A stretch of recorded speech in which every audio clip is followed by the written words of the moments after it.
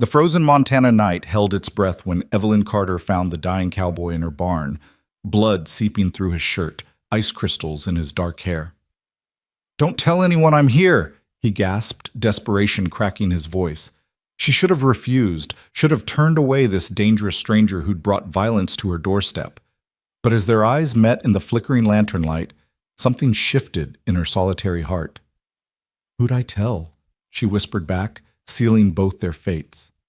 Before we begin this tale of desperate courage and unexpected love, I invite you to journey with me through every moment of Evelyn and Cole's story. Stay until the very end to discover how a frozen winter night changed two lives forever. And please, leave a comment telling me what city you're watching from. I love knowing how far these stories travel, connecting hearts across the miles. The wind that winter night didn't merely blow, it screamed, tearing across the Montana plains with the fury of something alive and hunting. It rattled the windows of the Carter homestead until the glass sang with tension, pushed against the walls like invisible hands seeking entry, and sent snow spiraling in wild, dervish patterns that erased the world beyond the porch in sheets of white. Inside the small farmhouse, Evelyn Carter sat before the dying fire, a quilt wrapped around her shoulders, listening to the storm wage its war against the silence she'd grown accustomed to. 3 months had passed since they'd laid her father in the frozen ground up on Cedar Hill. 3 months since the pneumonia had stolen him away and left her alone on this 160 acres of stubborn Montana earth. She was 24 years old, unmarried, and according to the church ladies in Granite Creek, in a precarious situation. That's what Mrs. Henderson had called it, her voice dripping with concern that felt more like judgment. "A young woman alone, so far from town. It's not proper, dear. Not safe." Evelyn had smiled politely and said nothing, because what was there to say? That she'd been running this homestead alongside her father since her mother died when she was 12? That she could shoot straight, deliver a calf, mend a fence, and doctor a horse better than half the men in the county? That proper was a luxury for women who had choices, and she had land to keep and a promise to honor? Her father's last words echoed in her mind as they did every night. "Don't let them take this from you, Evie. Your grandfather died clearing these fields. I've given my life to them. This land is our name, our blood. Promise me." She'd promised, even as she'd watched the light fade from his eyes. Now the fire crackled low, and Evelyn considered the cold walk to the woodpile versus another hour wrapped in blankets. The wind answered for her with a particularly vicious gust that sent a shower of snow down the chimney, hissing against the embers. She sighed, unwrapped herself, and had just reached for her boots when she heard it. A sound that didn't belong to the storm. She froze, one boot halfway on, her breath suddenly loud in her ears. There it was again. A thump, muffled by distance and wind, but distinct, coming from the barn. Evelyn's hand went automatically to the rifle above the fireplace, her father's Winchester, oiled and loaded as he'd taught her. "Out here," he used to say. "The law is a day's ride away. You be ready to be your own law, girl." She pulled on her coat, wrapped a scarf around her face, and lit the oil lantern with steady hands, despite the sudden hammering of her heart. The last time someone had come around at night had been 2 years ago. 3 drifters looking for easy pickings, thinking a farmer and his daughter would be simple prey. Her father had met them on the porch with that same Winchester, and Evelyn had stood beside him with the shotgun. The drifters had left without testing their luck, but her father wasn't on the porch anymore. The cold hit her like a physical blow when she opened the door, stealing her breath and making her eyes water instantly. The snow was knee-deep on the path to the barn, and she had to fight for every step, the lantern swinging wildly and casting dancing shadows across the white landscape. The barn door hung half open, banging against its frame. That was the sound she'd heard. She'd secured it before dark. She was certain of it. Someone or something had opened it. "Hello?" she called out, but the wind tore the word away unheard. Evelyn pushed into the barn, and the comparative stillness was almost shocking. The wind howled outside, but the thick log walls held most of it at bay. Her 2 cows, Bess and Molly, stood in their stalls, nervous and wide-eyed. Her father's old gelding, Sam, nickered softly. "Easy," she murmured, raising the lantern high. That's when she saw the blood. Dark droplets in the hay, leading toward the back corner where they kept the extra feed. Her finger found the rifle's trigger, and she moved forward slowly, the lantern held high in her left hand, the Winchester ready in her right. "I know you're here," she said, her voice steady and cold. "Show yourself, or I'll assume you mean harm and act accordingly." Silence. Then a sound, something between a groan and a gasp. She rounded the corner, and there he was. A man, collapsed in the hay, his dark coat soaked with snow and something darker. Blood. His hat had fallen off, revealing dark hair plastered to his head, and even in the dim light she could see he was shaking, violent tremors that spoke of cold that had gone bone deep. "Please," he managed through chattering teeth. His eyes found hers. Blue eyes, she noticed, even in the lamplight, desperate and glazed with pain. "Please, don't tell anyone I'm here." Evelyn should have backed away, should have kept the rifle trained on him and demanded answers, should have recognized the danger in harboring a bleeding stranger who was hiding from someone or something in the middle of a Montana blizzard. Instead, she heard herself say, "Who'd I tell?"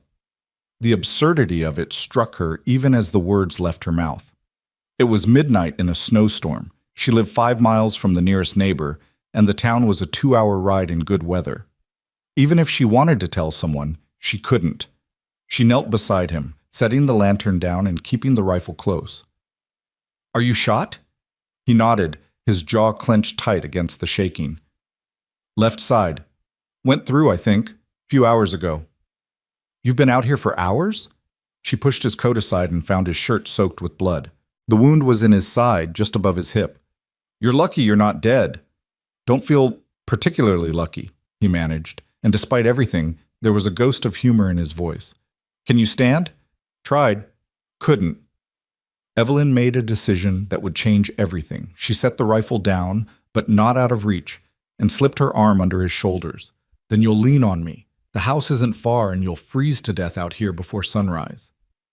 "Dangerous men," he whispered as she hauled him to his feet, his weight nearly buckling her knees. He was tall and solid, a working man's build. "Hunting me. You should let me go. Safer."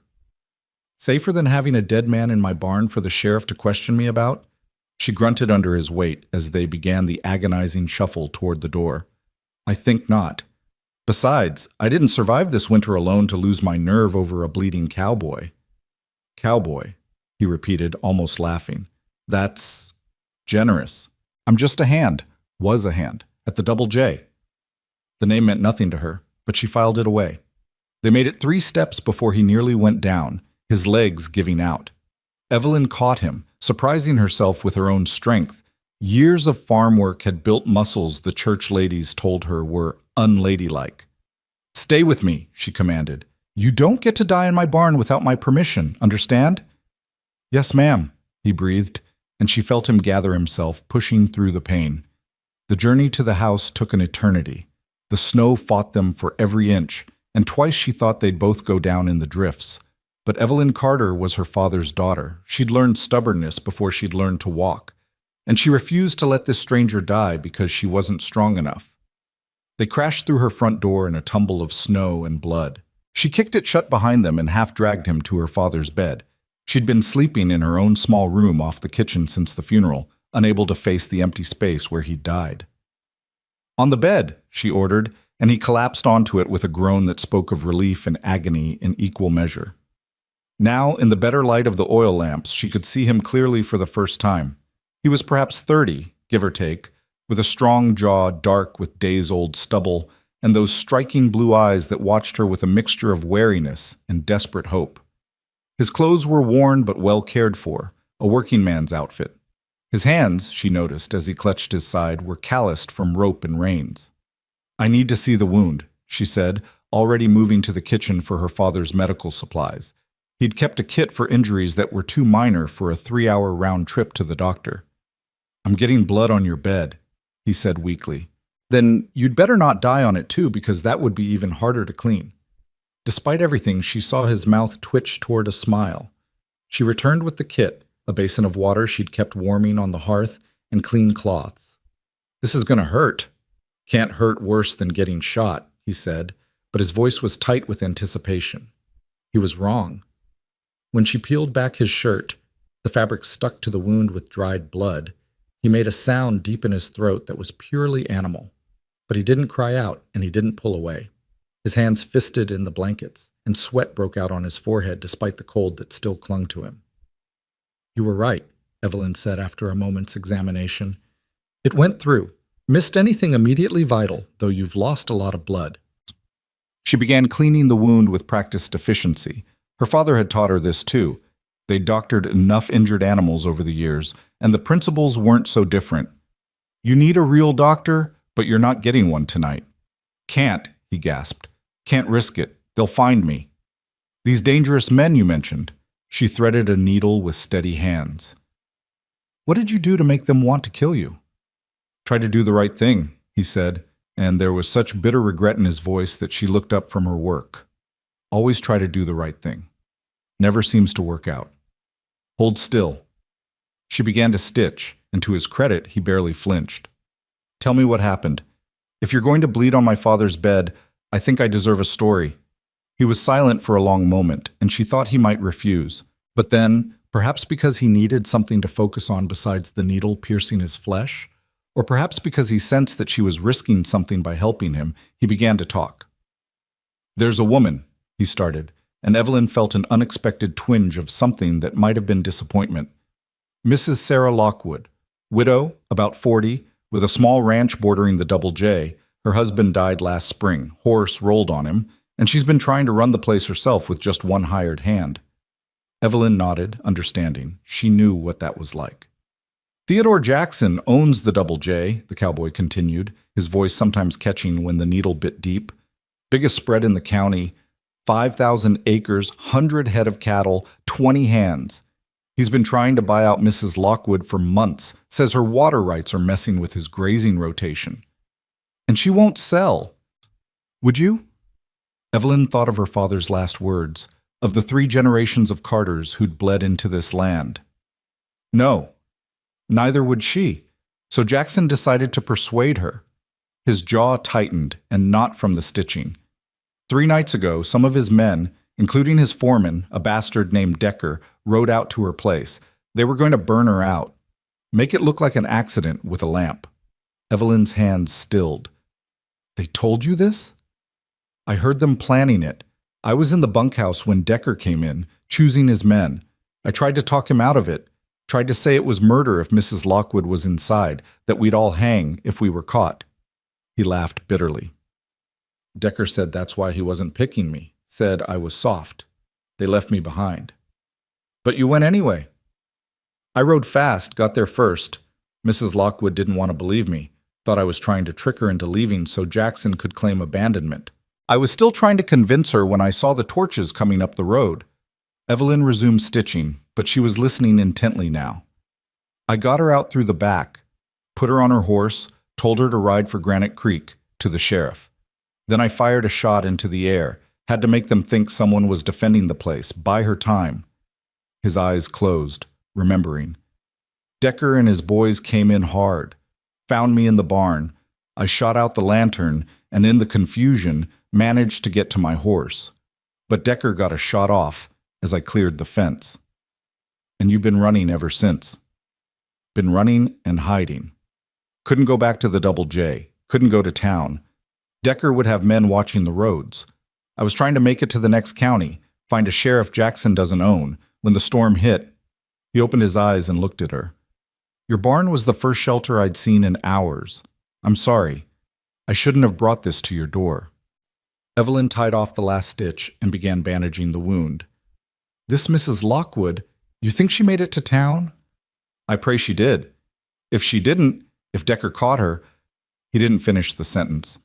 "And if she did make it, if she told the sheriff, then Decker is riding with a posse hunting for me, to shut me up before I can confirm her story."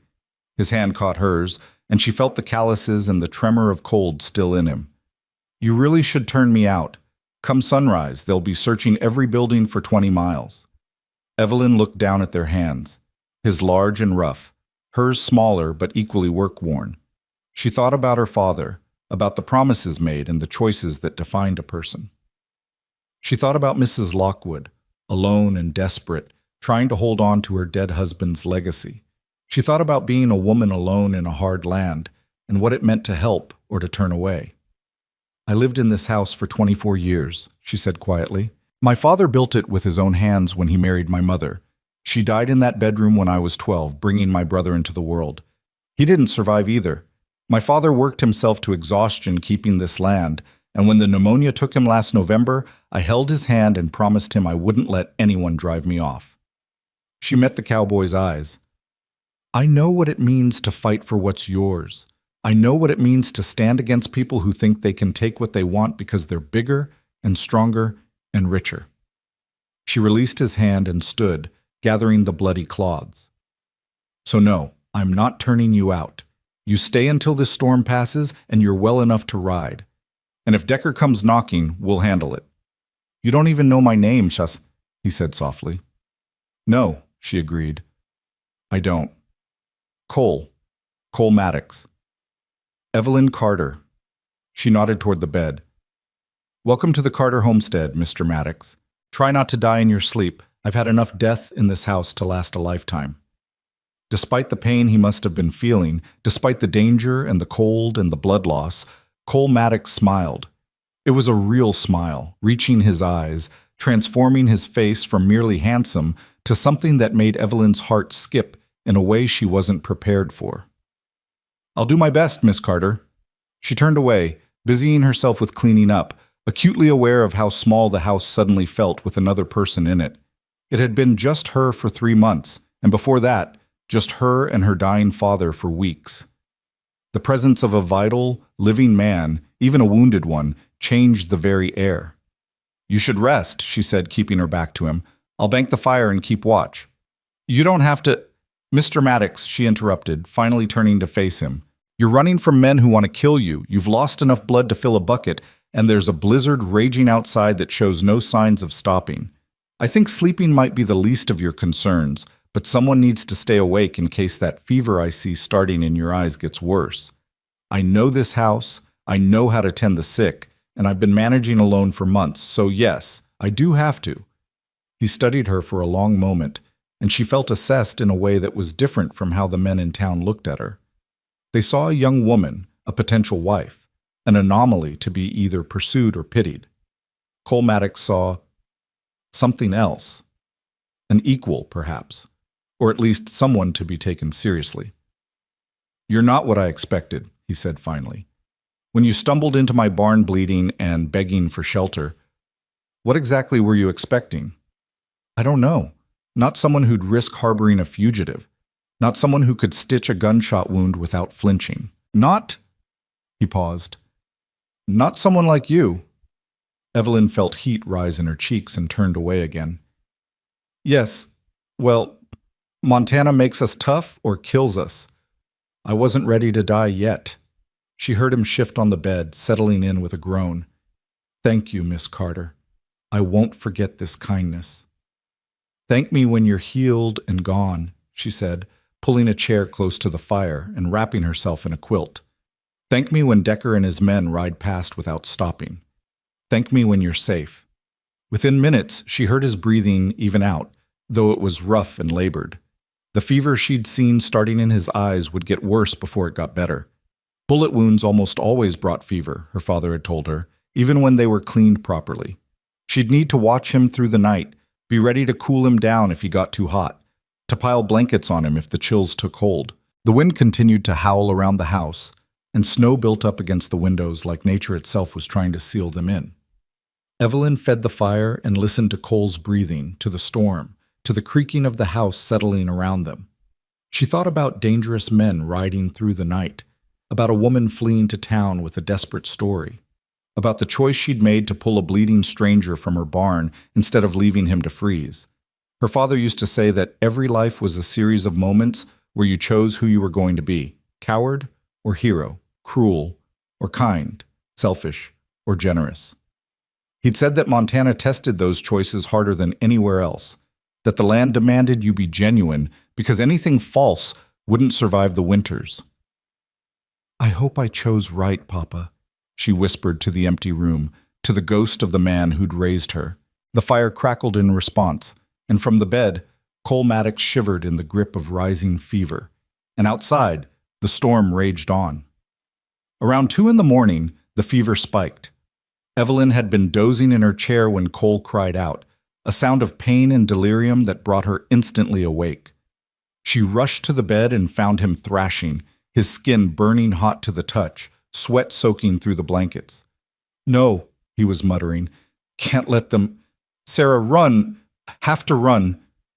"Mr. Maddox," Evelyn said firmly, trying to still his hands. "Cole, you're safe. You're at the Carter homestead. You're safe." But he didn't hear her.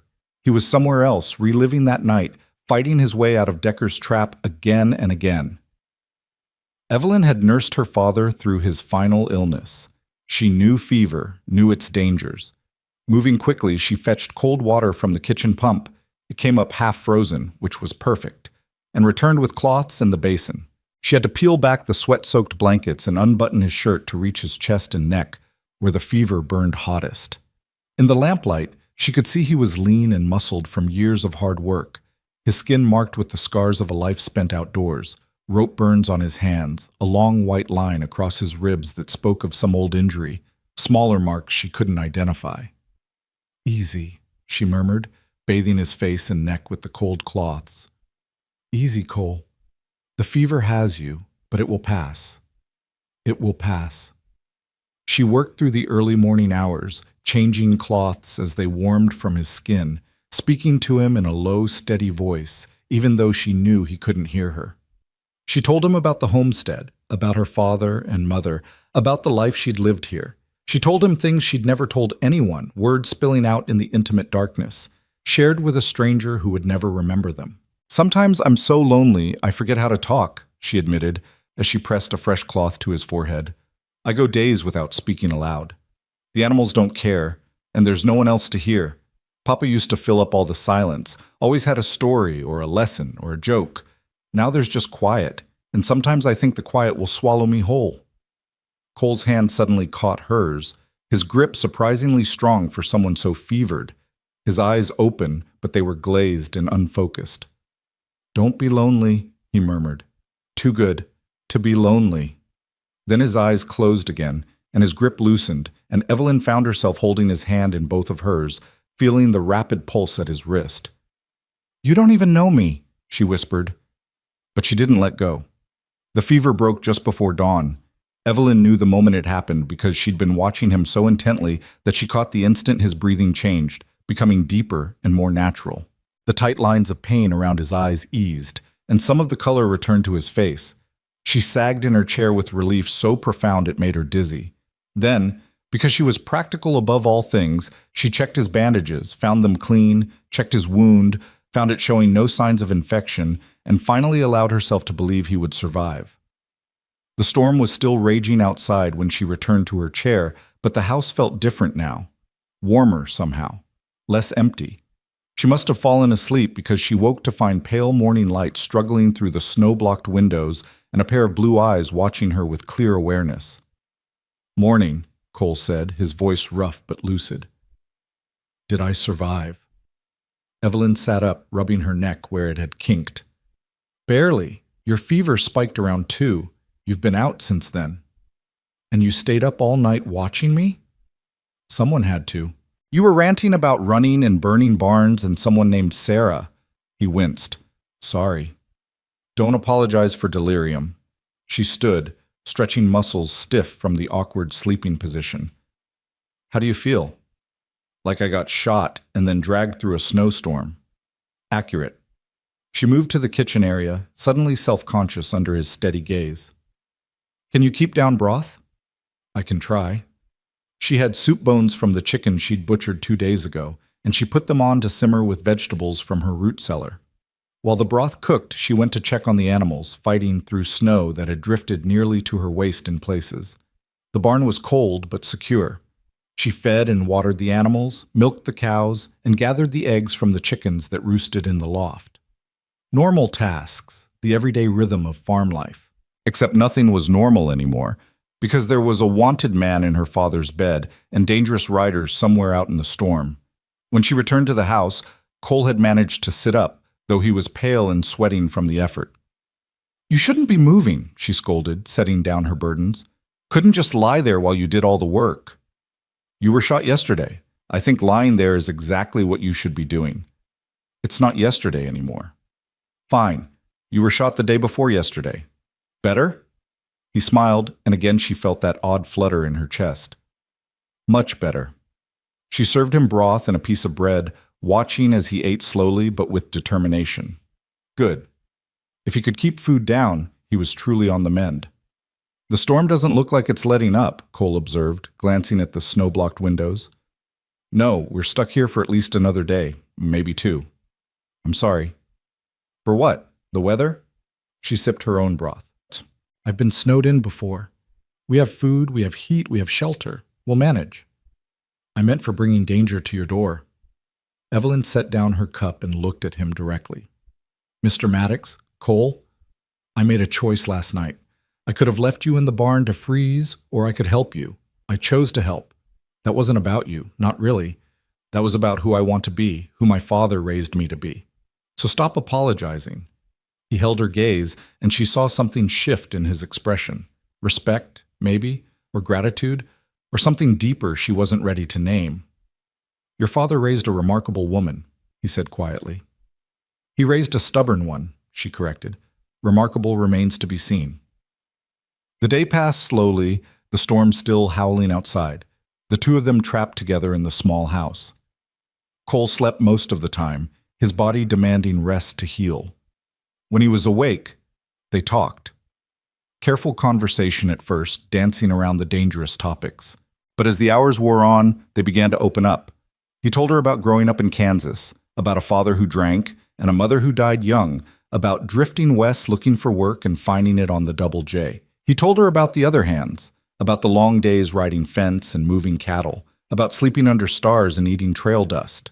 She told him about her childhood on the homestead, about learning to ride before she could read, about her mother's garden and her father's stories. She told him about the loneliness after they died, about the struggle to keep the ranch running alone, about the town folks who pitied her and the men who thought a woman alone was an invitation. "You ever think about leaving?" he asked as evening fell on that first full day together. "Selling the place? Moving somewhere easier?" "Every day," she admitted. "And every day I decide to stay. This is my family's legacy. This is everything they worked for. If I leave, all that work, all that sacrifice, it means nothing. It means you survived. That has to count for something." "Maybe." She stared into the fire. "But it doesn't feel like enough." That night, as the storm continued its assault, Evelyn slept in her own room for the first time in days, leaving Cole in her father's bed. But she kept her door open, listening for any sign that his fever had returned or that he needed help. She lay in the darkness, aware of another person breathing in the next room, and found it comforting in a way she hadn't expected. On the second day, Cole was strong enough to sit up without help, to eat solid food, to carry on longer conversations without tiring. The storm had finally started to ease, though snow still fell steadily, adding to the already impressive accumulation. They fell into an easy rhythm. Evelyn would go out to tend the animals while Cole rested, then they'd share breakfast and talk. She'd read while he slept, then make lunch. Afternoon would bring more conversation, sometimes about their pasts, sometimes about the present situation. "Do you think Mrs. Lockwood made it to the sheriff?" Evelyn asked as she changed his bandages on that second afternoon. "I have to believe she did," Cole said. "The alternative is that Decker caught her, and if that's true," he trailed off, his jaw tight. "If that's true, they'll kill her to keep her quiet, and you're the only witness." "Yes," Evelyn finished the bandaging. "Then we hope she made it, and we prepare for what happens when the storm clears and Decker comes looking." "I won't let them hurt you," Cole said fiercely. "If they come, I'll go willingly. I won't let you get caught in the middle of this." "Too late for that. I'm already in the middle of it." She met his eyes. "Besides, this is my land. If anyone needs defending here, it's you, not me." "You're serious." "As the grave. I told you, Montana makes us tough." She stood, gathering the soiled bandages. "I can shoot, I can fight, and I'm not about to let Theodore Jackson's hired guns intimidate me on my own property." Cole stared at her like he was seeing her for the first time. "I believe you." That evening, as they sat before the fire, Cole in a chair now, growing stronger by the hour, he asked her about her dreams. "What do you want, Evelyn?" he said. "Beyond keeping this land, what do you want for yourself?" No one had ever asked her that before. The question caught her off guard, and for a long moment she didn't answer. "I want," she finally said, "not to be alone. I want someone who sees me as a partner, not as someone to be protected or pitied. I want to build something that matters. I want—" She paused, feeling vulnerable in a way she rarely allowed. "I want to not be afraid anymore." Afraid of what? That I'll fail, that I'll let my parents down, that I'll wake up one day and realize I've spent my whole life fighting for something that doesn't matter to anyone but me. Cole was quiet for a moment. Then he said, "It matters to you. That makes it matter." Something in his voice made her look up, and she found him watching her with an intensity that made her breath catch. "What do you want?" she asked, deflecting the moment. "After all this is over, what will you do?" "I don't know anymore," he admitted. "Before this, I just wanted honest work and a place to lay my head. But now," he looked at her, "now I think I want more than that. I think I want what you described. A partner. Something to build. A reason to stay in one place instead of drifting." The fire crackled between them, and outside the wind finally began to die down. On the third morning, Evelyn woke to silence. The storm had passed in the night, leaving behind a world transformed by snow. Everything was white and pristine and still, the kind of stillness that comes only after a Montana blizzard has exhausted itself. She found Cole already awake, standing at the window despite the fact that he should still be resting. He'd managed to dress himself in a clean shirt she'd found in her father's trunk. It fit him well enough, though it was a bit large in the shoulders. "Storm's over," he said without turning. "Yes." She joined him at the window, looking out at the drifts that rose halfway up the fence posts, which means Decker will be riding soon if he hasn't already. "I should go, before they get here." "You can barely walk." "I can ride well enough." "And go where?" "You're still wanted. Mrs. Lockwood has either cleared your name or she hasn't. Until we know which, you're not safe anywhere." He turned to face her, and in the morning light she could see the worry in his eyes. "I won't put you at risk, Evelyn. You've done more than enough." "Let me decide what's enough for me," she said firmly. Then, softer, "Besides, where would you go that I'd know you were safe? At least here I can watch your back." "Why are you doing this?" The question was almost plaintive. "You don't owe me anything." "Maybe I'm doing it for me," she said. "Maybe I'm tired of being alone. Maybe I'm tired of being afraid. She stopped, the words catching in her throat. "Maybe I'm falling for you," she didn't say. "Maybe in 3 days you've become more real to me than anyone has been in years. Maybe the thought of you riding away into danger makes my chest hurt in a way I can't explain. Maybe I just think it's the right thing to do," she finished instead. Cole reached out and took her hand, his calloused palm warm against hers. "Thank you," he said simply, "for everything." They stood there in the morning light, hands joined, and Evelyn felt the weight of possibility between them, of paths branching, of choices that would define everything that came after. Then, from outside came a sound that shattered the moment. Hoofbeats. Multiple horses, coming fast up the road. Cole's hand tightened on hers. "They're here." Evelyn felt her heart begin to race, but her voice was steady when she spoke. "Then we handle it. Together." She moved to get her father's rifle, checking it was loaded, while Cole stood by the window watching the riders approach. "How many?" she asked. "3. Decker's in front. I recognize his black gelding." "Then it's time to find out if Mrs. Lockwood made it to the sheriff," Evelyn said, and walked toward the door to face whatever came next, her rifle in hand and a wanted cowboy at her back, ready to defend the home her father had built, and the choice she'd made 3 nights ago in a storm. The story of Evelyn Carter and Cole Maddox was far from over. It was, in fact, just beginning. But as she opened that door to face Theodore Jackson's men, she knew with absolute certainty that whatever happened next, she wouldn't face it alone. And for a woman who'd been alone for far too long, that made all the difference. The riders drew closer, and the Montana morning held its breath. And inside the Carter homestead, Two people who'd been strangers 3 days ago stood together, prepared to face the storm that was coming. The one made not of snow and wind, but of men with guns and dark intentions. The moment of truth had arrived, and Evelyn Carter was ready. The three riders reined in their horses 30 yards from the house, their breath and the animal's breath creating clouds of vapor in the frigid morning air. Evelyn stood on her porch, the Winchester held loosely but ready across her body, and watched them with the same calm she'd used to assess approaching weather. The man in front sat his black gelding like he owned the world. He was thick-shouldered and mean-eyed, with a scar running from his left eye to his jaw that gave his face a permanent sneer. This had to be Decker, the foreman Cole had described. The two men flanking him were younger, harder to read, but they carried themselves with the casual violence of men who'd done ugly work before and would do it again. "Morning," Decker called out, his voice carrying clear across the snow. "That's a fine welcome, pointing a rifle at visitors."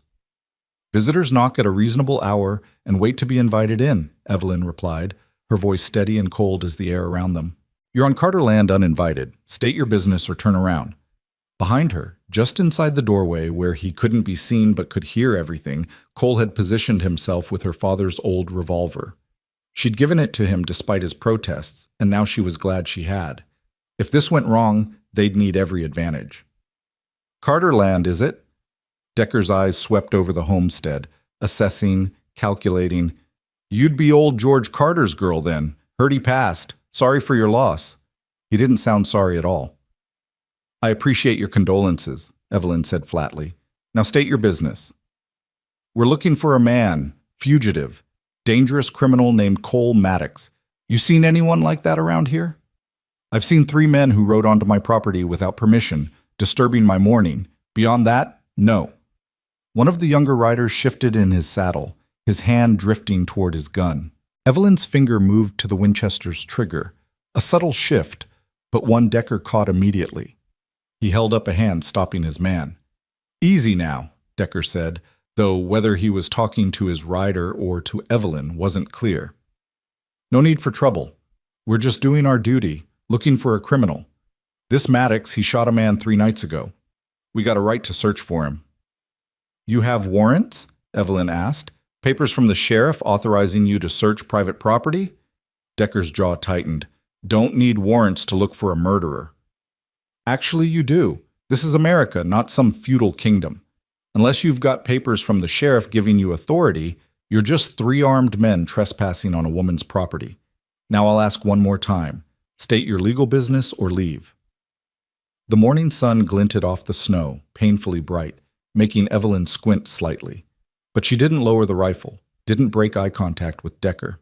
"You're alone out here," Decker said, and there was a new edge to his voice, something that made Evelyn's skin crawl. "Long way from town. Lot could happen to a woman alone." "Are you threatening me, Mr. Decker?" His eyes narrowed. "How'd you know my name?" "Because I asked who was likely to come onto my land making threats, and your name came up first," she lied smoothly. "You work for Theodore Jackson, and word is you do his dirty work. So yes, I know who you are, which means you should know that I'm not some frightened girl who'll fold because you ride up here trying to intimidate me." Inside, she heard Cole shift slightly, readying himself in case this turned violent. Her heart was hammering against her ribs, but years of dealing with difficult cattle buyers and aggressive neighbors had taught her how to project calm she didn't feel. Decker studied her for a long moment. Then he smiled, and it was worse than his scowl. "You got spirit, I'll give you that. But spirit don't stop bullets, Miss Carter. You sure you haven't seen Maddox?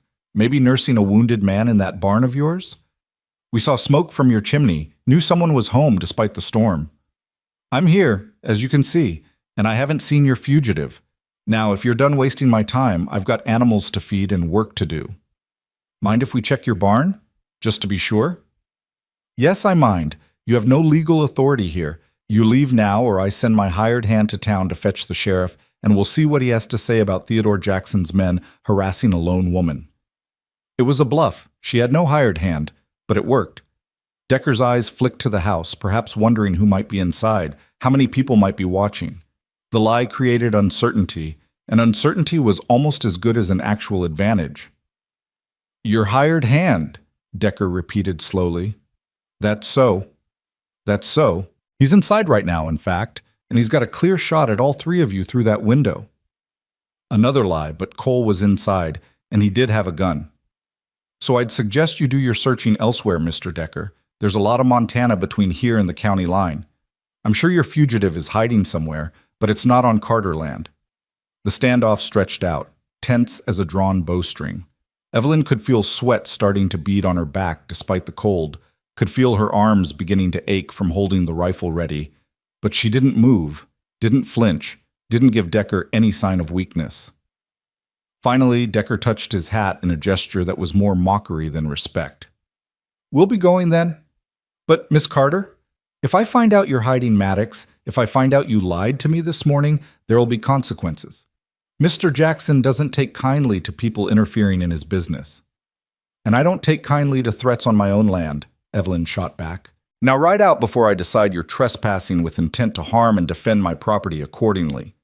Decker's face darkened with anger, but he wheeled his horse around with enough force to make it sidestep nervously.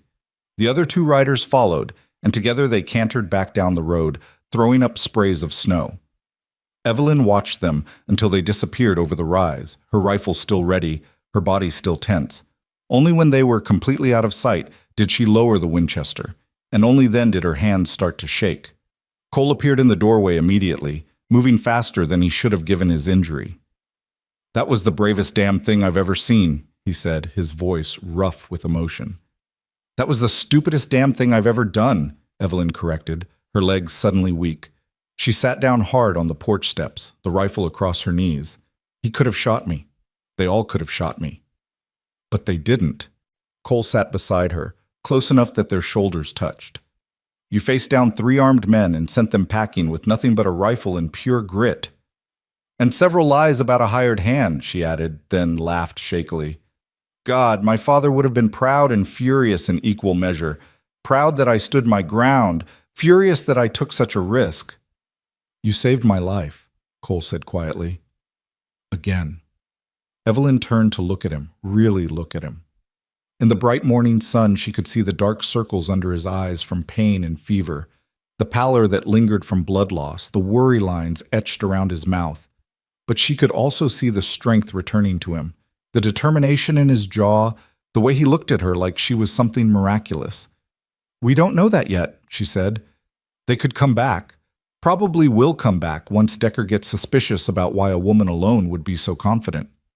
Then we prepare for that. We? You think I'm leaving now? After you just faced down the men who want me dead? Cole shook his head. I'm not going anywhere, Evelyn. Not until this is resolved, one way or another. They sat there on the porch steps, the winter sun warming their faces, the vast white expanse of Montana stretching out before them. Somewhere out there, Decker was riding back to the Double J, reporting to Theodore Jackson. Somewhere out there, Mrs. Lockwood had either reached the sheriff with her story or hadn't. The next move was being made, and all Evelyn and Cole could do was wait. Tell me about her, Evelyn said after a while. Mrs. Lockwood, what kind of woman is she? Cole considered the question. Strong, stubborn, kind. She reminds me of you, actually. When her husband died, everyone expected her to sell out, move to town, live a respectable widow's life. She told them all to go to hell, politely, but the message was clear. That ranch was her home, and she wasn't leaving it. Sounds familiar, Evelyn murmured. She's got this garden, Cole continued, a small smile touching his lips. Even in the winter, she keeps it going in a greenhouse her husband built. Says tending living things keeps her sane, and she's got this way of looking at you, like she can see right through whatever front you're putting up to the truth underneath. She sounds remarkable. She is, which is why I couldn't let them burn her out. Some things you can't stand aside for. Some things you have to act even when it's dangerous, even when it might cost you everything. Evelyn understood that better than he knew. Do you think she made it to the sheriff? I don't know. Sheriff Matthews is a good man, but he's cautious. Jackson has a lot of influence in the county. If Sarah showed up with a wild story about attempted arson and a hand who turned traitor, Matthews might have been slow to believe her, or he might have believed her and decided he needed more evidence before acting. Or Jackson might have gotten to him first, Evelyn said quietly. or that. They fell silent, both contemplating the possibilities, none of them particularly comforting. We should prepare, Evelyn finally said, standing and brushing snow from her skirt. If they come back, when they come back, we need to be ready. Over the next hours, they turned the Carter homestead into something resembling a fortress. Cole, despite his injury, helped her reinforce the doors and check the window latches. They moved supplies into the house, extra ammunition, food that wouldn't spoil, water from the well. Evelyn showed Cole the root cellar beneath the kitchen, access through a trapdoor hidden under a rug. If they come in force, she explained, you hide there. It's small, but they'd have to know to look for it. I'm not hiding while you face them alone. You're still wounded, you're wanted, and you're the one they're hunting. She met his eyes firmly. If it comes to it, you hide. That's not negotiable. You're a stubborn woman, Evelyn Carter. So I've been told.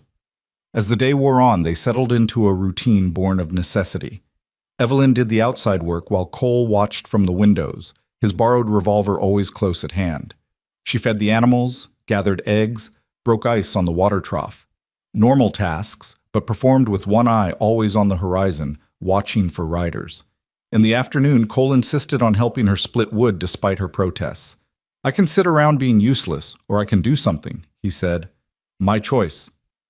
They worked side by side in the crisp air, the rhythm of the axe becoming almost meditative. Evelyn found herself watching the way Cole moved, still favoring his injured side, but strong and capable nonetheless. There was something comforting about having another person there, sharing the work, dividing the burden. You're staring, Cole said without looking up from the log he was positioning. I'm supervising. There's a difference. Is that what they call it? Evelyn felt heat rise in her cheeks and turned away to stack the split wood. You're impossible. I'm wounded. You're supposed to be nice to me. Despite the tension of their situation, despite the danger still hovering over them, Evelyn laughed. It felt good, that laugh, like something tight in her chest loosening slightly. That evening, as they prepared dinner together in the small kitchen, moving around each other with surprising ease, Cole asked about her parents. What were they like? Your mother and father? Evelyn stirred the stew she was making, beef from the cow she'd butchered in the fall, vegetables from the cellar, herbs dried from last summer. My mother was the kindest person I ever knew. She could make anything grow, could gentle the wildest horse, could talk anyone down from anger.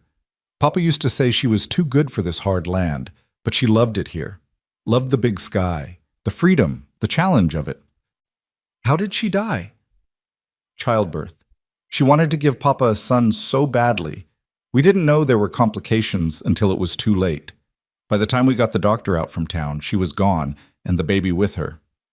Evelyn's voice was steady, but her hands stilled in their work. I was 12, old enough to understand what we'd lost, young enough that it felt like the end of the world. Cole moved closer, his hand coming to rest gently on her shoulder. I'm sorry. Papa never really recovered.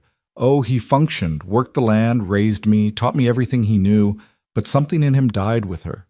I think he spent the next 12 years just waiting to follow her. But he held on long enough to make sure you could survive alone. Yes. Evelyn resumed stirring, grateful for the simple task. He made sure I knew everything. How to shoot, how to treat injuries, how to bargain with buyers, how to read weather, how to doctor animals. He gave me every skill he had, like he knew I'd need them all. Sounds like he loved you very much. He did, and I loved him, which is why I can't let this place go, can't give up what he spent his life building, even if it means facing down men like Decker, even if it means harboring fugitives in your barn, Cole supplied gently. Even then. They ate dinner at the small table, their knees occasionally bumping in the confined space. It was strange, Evelyn thought, how quickly she'd grown accustomed to having him here. 3 days ago, she'd been alone in this house, and solitude had been her only companion. Now Cole's presence felt natural, felt right in a way that should have frightened her, but somehow didn't. Tell me something, Cole said as they cleaned up after the meal. Before all this, before Decker and the shooting and the storm, what did your days look like? Evelyn considered the question. Lonely, she admitted. I'd wake up, do the chores, maybe ride into town once a week for supplies. The neighbors are kind, but distant. Everyone's too busy with their own survival to spend much time socializing. Sundays I'd sit in church listening to Reverend Walsh talk about virtue and duty, and I'd count the minutes until I could leave. Then home, more chores, dinner alone, bed. Same thing the next day and the day after that. That sounds hard. It was existence, not living. I was so focused on surviving, on keeping the ranch running, that I forgot there was supposed to be more to life than just getting through each day. Cole dried the last dish and set it carefully on the shelf. And what would more look like to you? The question hung in the air between them, heavy with unspoken possibility. Evelyn turned to face him, leaning back against the counter. Someone to share the work with, she said slowly. Someone to talk to at the end of the day. Someone who saw me as a person, not just a woman alone who needs managing. Someone who... She trailed off, suddenly aware of how close they were standing, how his eyes were fixed on her with an intensity that made her breath catch. Someone who what? Cole prompted softly. Someone who made me feel less alone, she finished in a whisper. Cole reached out and tucked a strand of hair behind her ear, his calloused fingers gentle against her cheek. You make me feel less alone too, he said. You make me feel like maybe I could be more than just a drifter, more than just a hired hand who moves from ranch to ranch, with nothing to show for it. Cole, I know, he said quickly. I know this is crazy. I know we barely know each other, and I'm wanted by dangerous men, and you've got a life here that doesn't include complications like me. But Evelyn, these past 3 days with you, they've been the most real thing I've experienced in years. And I don't want to lose that. I don't want to lose you. Evelyn's heart was racing, her hands trembling slightly. Every sensible part of her brain was screaming warnings. This was too fast, too dangerous, too uncertain. But another part of her, the part that had been lonely for so long, the part that was tired of being afraid and careful and alone, that part was singing a different song. You haven't lost me, she said. You're right here. Cole's hand slid from her cheek to cup the back of her head, his thumb tracing gentle circles. Can I kiss you? Instead of answering, Evelyn closed the distance between them, pressing her lips to his. The kiss was gentle at first, tentative, both of them feeling their way into this new territory. But then Cole's arm wrapped around her waist, pulling her closer, and Evelyn's hands fisted in his shirt, and the kiss deepened into something that felt inevitable, like coming home after a long journey. When they finally broke apart, both breathing hard, Cole pressed his forehead to hers. I think I'm falling in love with you, Evelyn Carter. I think I've already fallen, she whispered back. They stood there in the kitchen, holding each other, the lamp burning low and casting golden light across the worn floorboards. Outside, the Montana night was cold and vast and full of danger, but inside, in that moment, there was warmth and possibility, and the fragile beginning of something that felt like hope. The spell was broken by a sound from outside, the distant whinny of a horse. They froze, listening. For a moment there was nothing, and Evelyn thought she'd imagined it. Then it came again, closer this time, followed by the unmistakable crunch of hooves in snow. They're back, Cole breathed, already moving toward the window. Evelyn grabbed the Winchester while Cole doused the lamp, plunging the room into darkness. In the faint moonlight filtering through the windows, they could see riders approaching, more than 3 this time. At least 6, maybe more. The cellar, Evelyn hissed. Now. Evelyn, now, Cole, please. She saw the struggle play across his face, but finally he nodded. She helped him move the rug, lifted the trapdoor. The cellar below was dark and cramped, barely tall enough to stand in, but it was hidden and safe. Whatever happens, Cole said as he lowered himself down, don't let them hurt you. If it comes to it, tell them I was here. Tell them I forced you to help me. Don't take the blame for my choices. Shut up and hide, Evelyn said, but her voice was gentle. I'll handle this. She closed the trapdoor, replaced the rug, and had just picked up her rifle when fists pounded on the door. Open up! Decker's voice, angry now, done with pretense. We know he's in there! Evelyn took a breath, steadied herself, and opened the door with the rifle pointed at Decker's chest. This time, there was no careful distance maintained. Decker stood on her porch with 5 men behind him, all armed, all looking eager for trouble. In the moonlight, his scarred face looked demonic. "You lied to me this morning," Decker said, his voice low and dangerous. "We found boot prints near your barn, fresh prints, man-sized. You're hiding him." "I told you this morning I hadn't seen your fugitive. That's still true." "Then explain the prints." "My hired hand, like I mentioned. He checks the barn at night for predators." "Your hired hand." Decker smiled, and it was a terrible thing to see. "Then you won't mind if he comes out here and introduces himself?" Evelyn's mind raced. "He's not here. Sent him to town this afternoon for supplies." "In this snow? That's convenient." "What's convenient is you showing up with an armed gang in the middle of the night, making accusations without proof." "Sheriff Matthews wouldn't approve of this, Mr. Decker." At the mention of the sheriff, something flickered across Decker's face. Was it worry? Uncertainty? Before Evelyn could analyze it, he stepped forward onto the porch, and she raised the rifle higher. "One more step and I start shooting. I'm within my rights to defend my home against armed intruders." "You going to shoot all 6 of us, girl?" "I'll start with you and work my way through. Question is, are you willing to die to search my house?" They stood there, locked in confrontation, and Evelyn could feel the situation spiraling toward violence. Her finger tightened on the trigger, preparing for whatever came next. Then, from the darkness beyond the riders came a new voice, older, authoritative, used to being obeyed.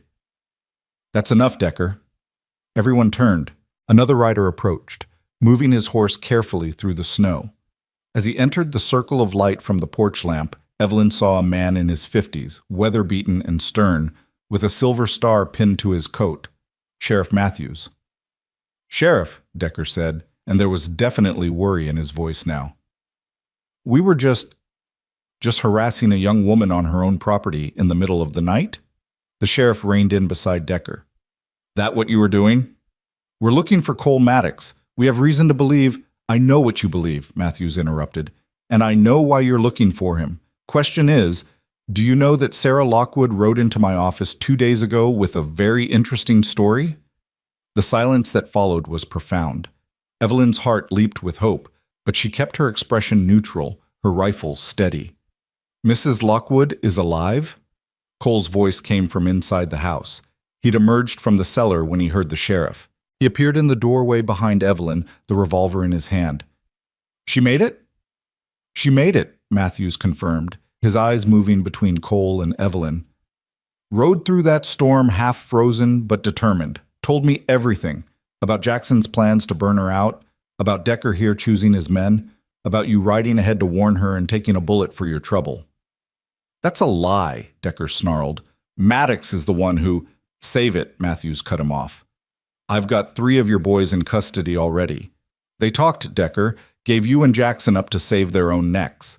I've got warrants for your arrest, for Theodore Jackson's arrest, and for the arrest of anyone involved in the attempted arson and attempted murder of Sarah Lockwood." Evelyn watched as the color drained from Decker's face.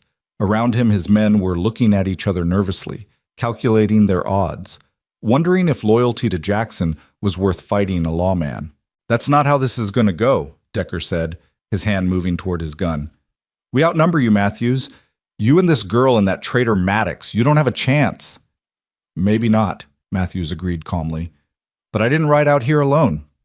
From the darkness came the sounds of more horses, more riders. 6 deputies emerged from the tree line, all armed, all with rifles trained on Decker and his men. "Now then," Matthews continued, "you boys have a choice. You can come peaceful, stand trial, probably get a few years in territorial prison.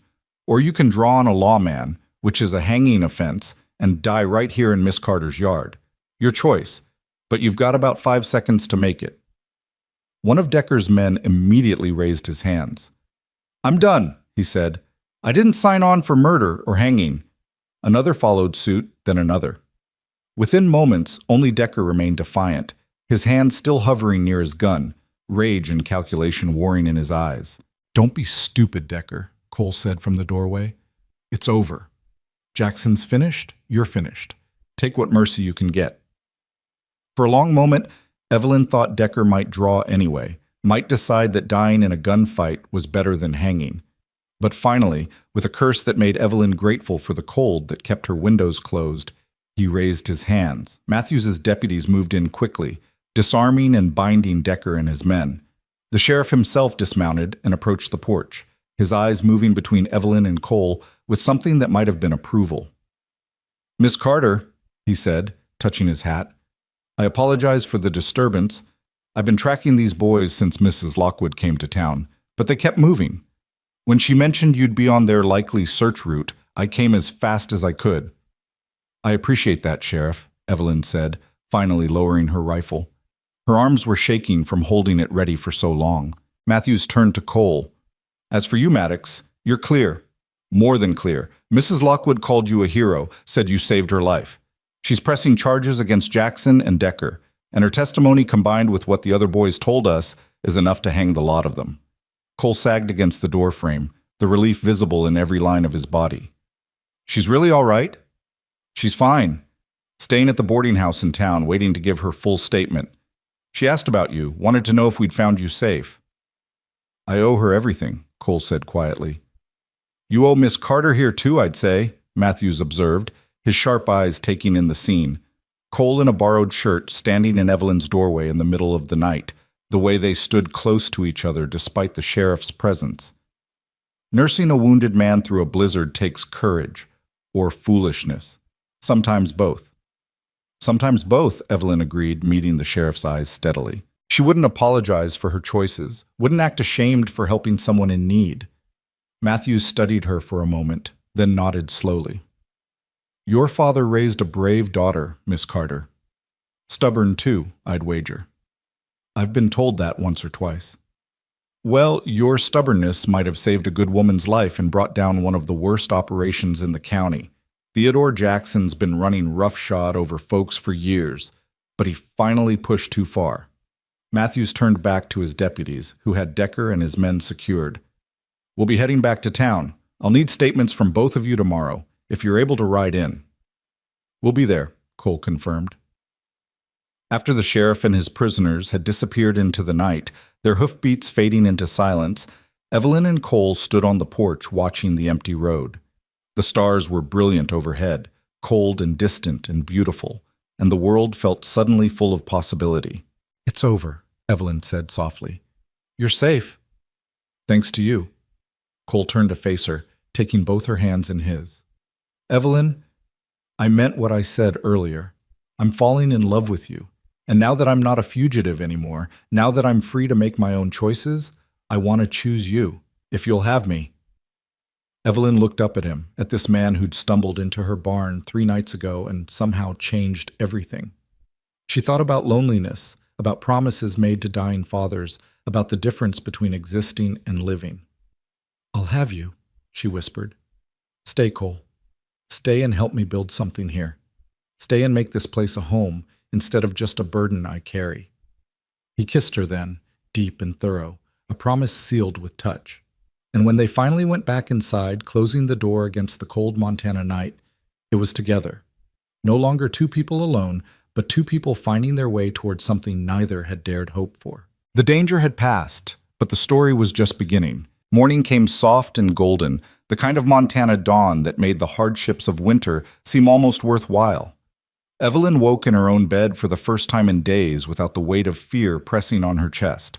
The house was quiet, and for a moment she thought Cole might have left in the night, that perhaps the danger passing had broken whatever spell had held them together. But then she heard sounds from the kitchen, the clink of the coffee pot, the creak of the floorboards under familiar weight, and she smiled into her pillow.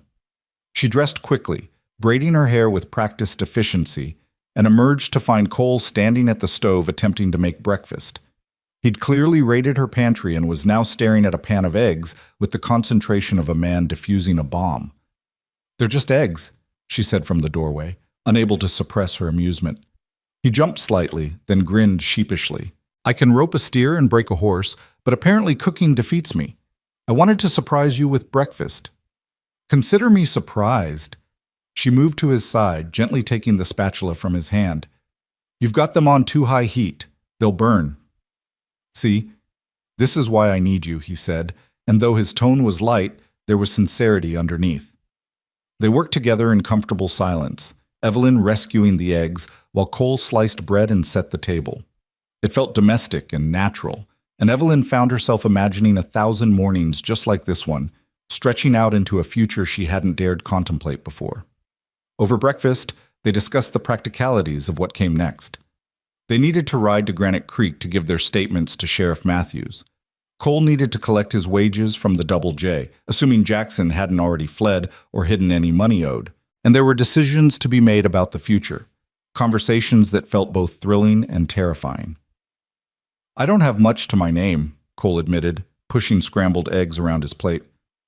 "Whatever Jackson owes me, plus maybe $40 saved, not exactly a fortune to build a life on."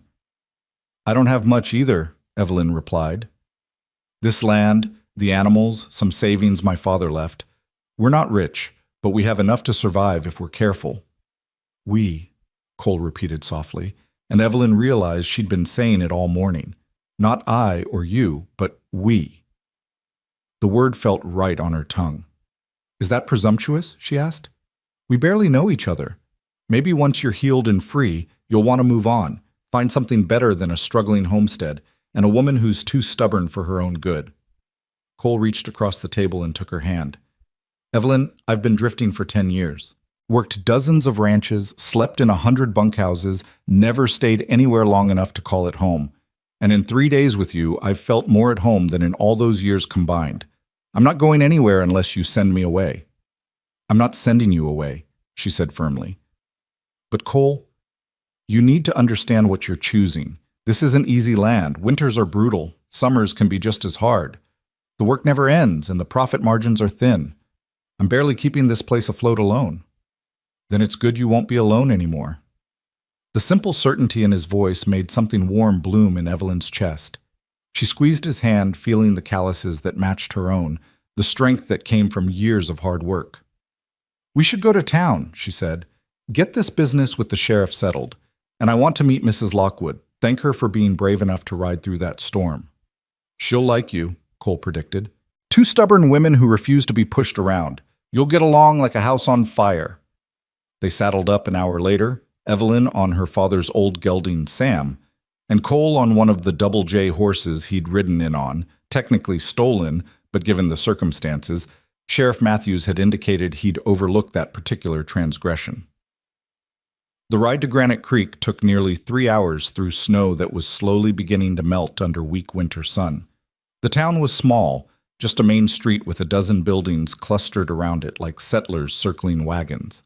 There was Henderson's General Store, the Silver Spur Saloon, the boarding house, the church, the sheriff's office, and a handful of other establishments that served the scattered ranching community. Evelyn had been coming here since childhood, but today it felt different riding in with Cole beside her.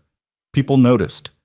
She could feel their eyes tracking them as they tied their horses outside the sheriff's office. "Let them look," Cole murmured, clearly sensing her discomfort. "They'll talk no matter what we do." Sheriff Matthews was waiting for them in his office, along with a woman Evelyn recognized from town, but had never formally met. Sarah Lockwood was perhaps 40, with graying hair pulled back in a practical bun and eyes that held both kindness and steel. She stood when they entered, and her face lit up when she saw Cole. "Mr. Maddox," she said warmly, crossing to take his hands. "Thank God. I've been sick with worry since I rode out. Are you badly hurt?" "I'll heal, ma'am, thanks to Miss Carter here."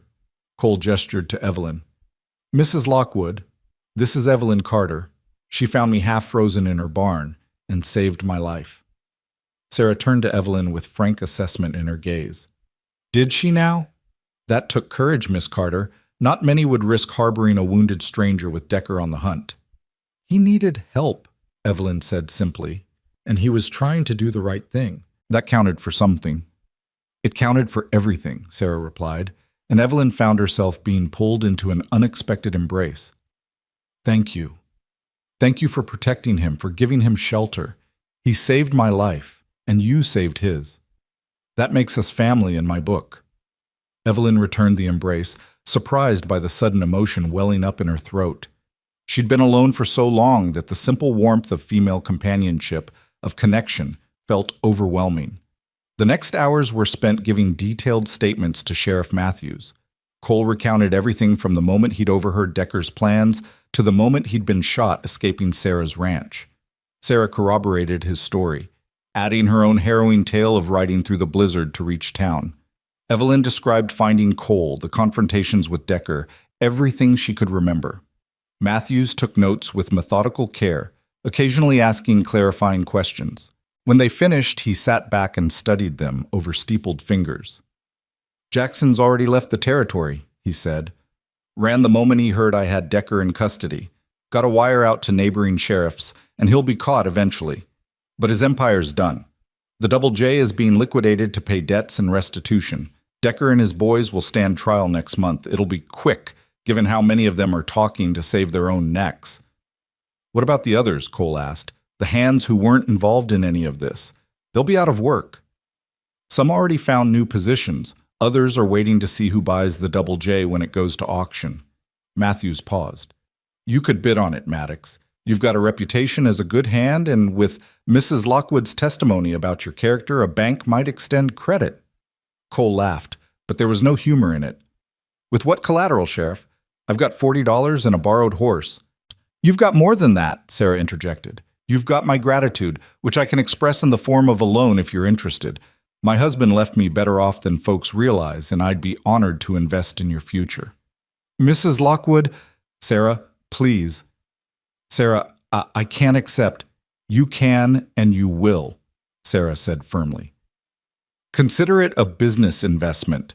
You helped me keep my ranch. I'll help you start yours. Fair trade." Evelyn watched the exchange with growing understanding. Sarah wasn't just offering charity. She was offering Cole a chance to be his own man, to build something permanent. But she also saw the conflict in Cole's face, the pride warring with practicality. "What about expanding the Carter homestead instead?" Evelyn heard herself say. Everyone turned to look at her. "I mean, my place needs work. The barn needs repairs. I could use more grazing land. Another well would help in dry summers. If Cole and I were to, that is, if we..." She faltered, suddenly aware she was proposing something in front of witnesses that she and Cole had barely discussed in private. "If you were to marry and combine resources?" Sarah supplied gently, a knowing smile on her face. "Yes," Evelyn managed, her cheeks burning. "That." Cole was staring at her with an expression she couldn't quite read. "Evelyn Carter, are you proposing to me in the sheriff's office?" "I'm proposing a practical business arrangement," she said, but her voice shook slightly. "We both need help. We both want to build something. Together we could..." She didn't get to finish because Cole crossed the distance between them in 2 strides and kissed her soundly, right there in front of the sheriff and Sarah Lockwood and God and everyone. When he pulled back, his eyes were bright with emotion. "Yes," he said simply, "yes to all of it. The partnership, the marriage, the building a life together. Yes." Sheriff Matthews cleared his throat. "Well then, I suppose congratulations are in order. Though you might want to talk to Reverend Walsh about making it official before you start living in sin and giving the church ladies fodder for gossip." "The church ladies already have enough to gossip about," Evelyn said, but she was smiling, her hand clasped tight in Cole's. "But yes, we'll talk to the Reverend." Sarah was beaming at them both. "This is wonderful. And my offer stands, whatever you need to improve the Carter place, to make it profitable for 2 people building a life, I'm happy to help. Call it a wedding present if loan makes you uncomfortable." They spent another hour working out details with Sarah and the sheriff. There were forms to sign, statements to be witnessed, plans to be made. By the time they emerged back onto the main street, the winter sun was already sinking toward the horizon, painting the snow in shades of pink and gold. "We should stay in town tonight," Cole suggested. "Get a room at the boarding house. Let you rest before the ride back. And we can talk to Reverend Walsh in the morning." "Together?" Evelyn asked. "We're not married yet. People will talk." "People are already talking.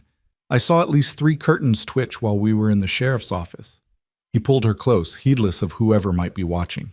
"Besides, I'm done caring what people think." "Are you?" Evelyn thought about the past 3 months of loneliness, of caring too much what the church ladies thought, of trying to be respectable and proper and acceptable. She thought about Cole bleeding in her barn, about facing down Decker's men, about choosing courage over caution. "I'm done," she agreed. They took a room at the boarding house. 2 rooms, actually, propriety be damned, but not completely abandoned. Mrs. Chen, who ran the establishment, gave them a knowing look but asked no questions. Over dinner in the boarding house dining room, they were joined by Sarah, who regaled them with stories about her late husband and the early days of her ranch. "Henry was the dreamer," she said fondly, her eyes distant with memory. "I was the practical one who kept us fed while he planned grand expansions. But we balanced each other out. That's what you need in a partnership, balance. Someone to dream and someone to make sure the dreaming doesn't bankrupt you." "Which one am I?" Cole asked with a smile. "You're both, I suspect," Sarah replied. "You're a dreamer who's practical enough to act on conscience even when it's dangerous. And Miss Carter here is practical but brave enough to take risks when it matters. You'll do well together." After dinner, Evelyn and Cole walked the quiet streets of Granite Creek, their breath misting in the cold air. The town was settling in for the night, lights appearing in windows, smoke rising from chimneys. "Are you scared?" Cole asked as they paused on the bridge that crossed Granite Creek itself, the waterway that gave the town its name, now frozen solid. "Terrified," Evelyn admitted. "I'm choosing to tie my life to someone I've known for 4 days. That's insane." "Completely insane," Cole agreed. "Want to back out?" "No." She turned to face him, taking both his hands. "No, because sometimes the heart knows things the head hasn't figured out yet. And my heart knows you, Cole Maddox. Knows you're good and brave and kind. Knows you're someone I can build a life with. So yes, I'm terrified, but I'm also sure." "I'm sure too," he said, pulling her close. "I've never been more sure of anything." They stood there on the bridge, holding each other under the vast Montana sky, and Evelyn felt something shift inside her, a letting go of fear, an opening up to possibility. Her father had told her once that the bravest thing a person could do was choose love despite all the reasons not to. At the time, she'd been 12 and he'd been talking about her mother, but now she understood what he meant. Morning brought Reverend Walsh, a kindly older man who'd known Evelyn since she was a child. They met him at the church, a small white building with a simple cross on top, and explained their situation. "I'll be honest with you," Walsh said, his weathered face thoughtful. "The congregation will have opinions. A woman alone taking in a strange man, then marrying him days later, it will cause talk." "Let them talk," Evelyn said firmly. "Reverend, you knew my father. You know he raised me to think for myself, to stand by my convictions. I'm standing by them now. Cole Maddox is a good man who saved a woman's life and nearly died for it. I love him, and I'm going to marry him. The only question is whether you'll perform the ceremony." Walsh studied them both for a long moment, then smiled. "Your father would be proud of you, Evelyn. And yes, I'll perform the ceremony." "When were you thinking?" "As soon as possible," Cole said. "We've got a homestead to run and not much time before spring planting. No point in delaying." "Next Sunday, then," Walsh decided. "I'll publish the banns this week, give the gossips something to chew on, and we'll have a proper wedding on Sunday morning. Will that suit?" "That will suit perfectly," Evelyn agreed. They rode back to the homestead that afternoon, the winter sun bright overhead and the snow beginning to melt in earnest. Evelyn felt lighter than she had in months, as if some burden she hadn't known she was carrying had finally been set down. Over the next week, they fell into a rhythm that felt like a preview of the life they were building. Cole took over the heavier tasks around the homestead, repairing the barn roof that had been leaking, splitting enough wood to last until spring, fixing the fence that the winter winds had damaged. Evelyn tended the animals, managed the household, and began planning for spring planting. In the evenings, they would sit by the fire and talk. Cole told her about his childhood in Kansas, about the restlessness that had driven him west, about his dreams of someday having land of his own. Evelyn shared memories of her parents, stories about growing up on the homestead, her fears about failing to honor her father's legacy. "You're not failing," Cole assured her one evening as they sat close together on the old settee. "You're adapting. Your father wanted you to keep the land, to make it thrive.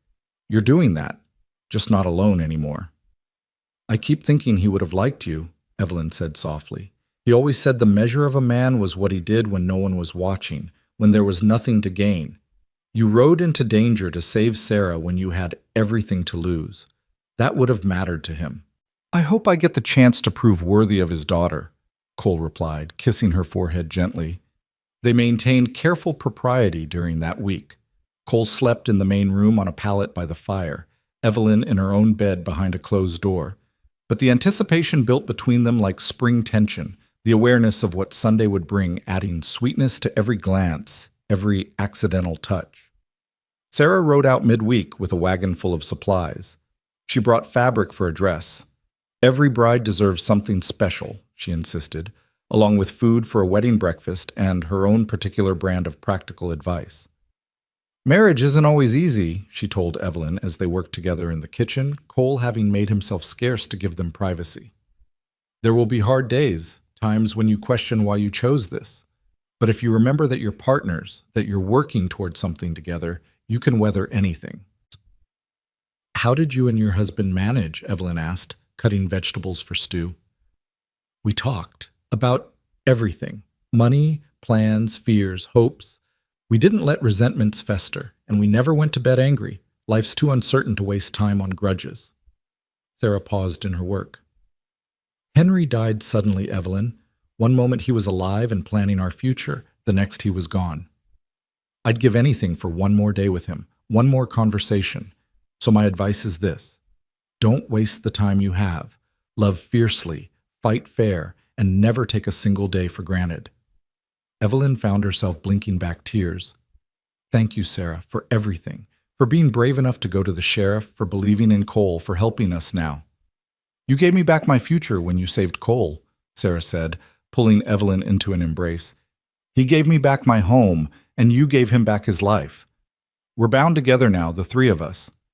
That's family. Sunday morning dawned clear and cold, the kind of perfect winter day that Montana occasionally granted, as if in apology for all the harsh ones. Evelyn dressed carefully in the new dress Sarah had helped her make. Simple but beautiful, dark blue wool that brought out her eyes, with careful stitching at the collar and cuffs. She braided her hair and coiled it at the base of her neck, tucking in small sprigs of dried lavender from her mother's garden, saved from last summer, one of the few things she had left of her mother's careful cultivation. Looking at herself in the small mirror, she barely recognized the woman staring back. Gone was the tired, lonely figure who'd trudged through her days. In her place was someone who looked alive, hopeful, ready for whatever came next. Cole had stayed in town the previous night to maintain propriety, so she rode to church with Sarah, who'd insisted on accompanying her. The church was fuller than Evelyn had expected. Apparently the entire congregation had turned out for the wedding, curiosity overriding any other plans. She saw Mrs. Henderson in the third pew, her face pinched with disapproval. Saw the Johnsons, their neighboring ranchers, looking pleased and supportive. Saw familiar faces from town, some friendly, some judgmental, all present to bear witness. And then she saw Cole standing at the altar with Reverend Walsh, and everything else faded away. He'd gotten a new shirt somehow, dark and clean, probably borrowed from the general store. His hair was neatly combed, his jaw freshly shaved, and when he saw her walking down the aisle, his face transformed with a smile so full of love and wonder that Evelyn felt her breath catch. She walked toward him alone.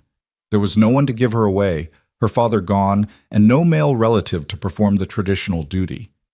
But she didn't feel alone. She felt like she was walking toward her future, toward the life she was choosing with clear eyes and a full heart. When she reached the altar, Cole took her hands and whispered, "You're beautiful." "You clean up well yourself," she whispered back, and saw him fight a smile. Reverend Walsh began the ceremony with traditional words, talking about marriage as a sacred covenant, about the responsibilities and joys of building a life together. Evelyn heard the words, but she was focused on Cole's hands holding hers, on the solid reality of him standing beside her. When it came time for vows, Walsh asked Cole to repeat after him. "I, Cole Maddox, take thee, Evelyn Carter, to be my wedded wife," Cole said, his voice strong and clear and certain. "To have and to hold from this day forward, for better or worse, for richer or poorer, in sickness and in health, to love and to cherish till death do us part." Then it was Evelyn's turn, and she met Cole's eyes as she spoke. "I, Evelyn Carter, take thee, Cole Maddox, to be my wedded husband, to have and to hold from this day forward, for better or worse, for richer or poorer, in sickness and in health, to love and to cherish, till death do us part. Walsh smiled at them both. The rings? Cole produced two simple gold bands. Where he'd gotten them, Evelyn didn't know, but they were perfect. He slipped one onto her finger with hands that trembled slightly, and she did the same for him, the weight of the ring on her hand feeling both foreign and absolutely right. By the power vested in me by the territory of Montana and Almighty God, I now pronounce you man and wife, Walsh declared. Cole, you may kiss your bride. Cole cupped Evelyn's face in his hands and kissed her gently, reverently, a promise sealed before God and witnesses. When they parted, both were smiling through tears, and the congregation applauded despite Mrs. Henderson's audible sniff of disapproval. They walked back down the aisle together, no longer two separate people, but something new, a partnership, a team, a family. Outside the church, Sarah was waiting with well wishes and tears of her own, along with several other townspeople who offered congratulations. Even Mrs. Henderson approached, though her smile was tight. I hope you know what you're doing, Evelyn dear, she said in a tone that suggested she thought otherwise. I do, Mrs. Henderson, Evelyn replied firmly. I know exactly what I'm doing. The wedding breakfast was held at Sarah's ranch, which was closer to town than the Carter homestead. She'd prepared a feast, roasted chicken, fresh bread, preserves, and even a small cake she'd somehow managed to bake. A handful of guests attended, mostly neighbors and the few townspeople who genuinely wished them well. Cole was warmly welcomed by the men, who'd heard about his actions saving Sarah and approved of his courage. The women were more reserved, especially toward Evelyn, but Sarah's obvious approval helped smooth some of the social awkwardness. As the afternoon wore on and guests began to depart, Evelyn found herself standing on Sarah's porch, looking out at the snow-covered landscape, still trying to absorb the fact that everything had changed. She was married. She had a partner. She was no longer alone. Cole came up behind her, wrapping his arms around her waist and resting his chin on her shoulder. Ready to go home, Mrs. Maddox? Mrs. Maddox. The name sent a thrill through her. Yes, she said, turning in his arms to face him. Let's go home. They rode back to the Carter homestead, their homestead now, in the late afternoon light, the sun turning the snow gold and pink. When they arrived, Cole insisted on carrying her over the threshold despite her protests. Tradition, he said, sweeping her up into his arms. Humor me. She laughed and wrapped her arms around his neck as he carried her inside. He set her down gently in the main room, and they stood there for a moment, suddenly shy with each other now that they were truly alone as husband and wife. I don't know what to do now, Evelyn admitted with a nervous laugh. This is my house, our house, but it feels different suddenly. It feels like home, Cole said, pulling her close. For the first time in my life, I'm in a place that feels like home. He kissed her then, deeper than the chaste kiss in the church, and Evelyn felt heat bloom through her body. They had the whole night ahead of them, the whole future stretching out. No more propriety, no more sleeping in separate rooms, just the two of them, building a life together. Later, as darkness fell and they lay together in the bed that had been her father's but was now theirs, Evelyn traced the scar on Cole's side where Decker's bullet had torn through. Does it still hurt? She asked softly. Sometimes, he admitted, but it's worth it. If I hadn't been shot, I wouldn't have stumbled into your barn. I wouldn't have found you. Do you believe in fate? Evelyn asked. That things happen for a reason? I believe in choices, Cole replied, his hand stroking her hair gently. I chose to help Sarah. You chose to help me. We chose each other. That's not fate. That's us deciding who we want to be. I choose you, Evelyn whispered. Every day, I'll choose you. And I choose you, Cole replied, holding her closer. Every day. For the rest of our lives.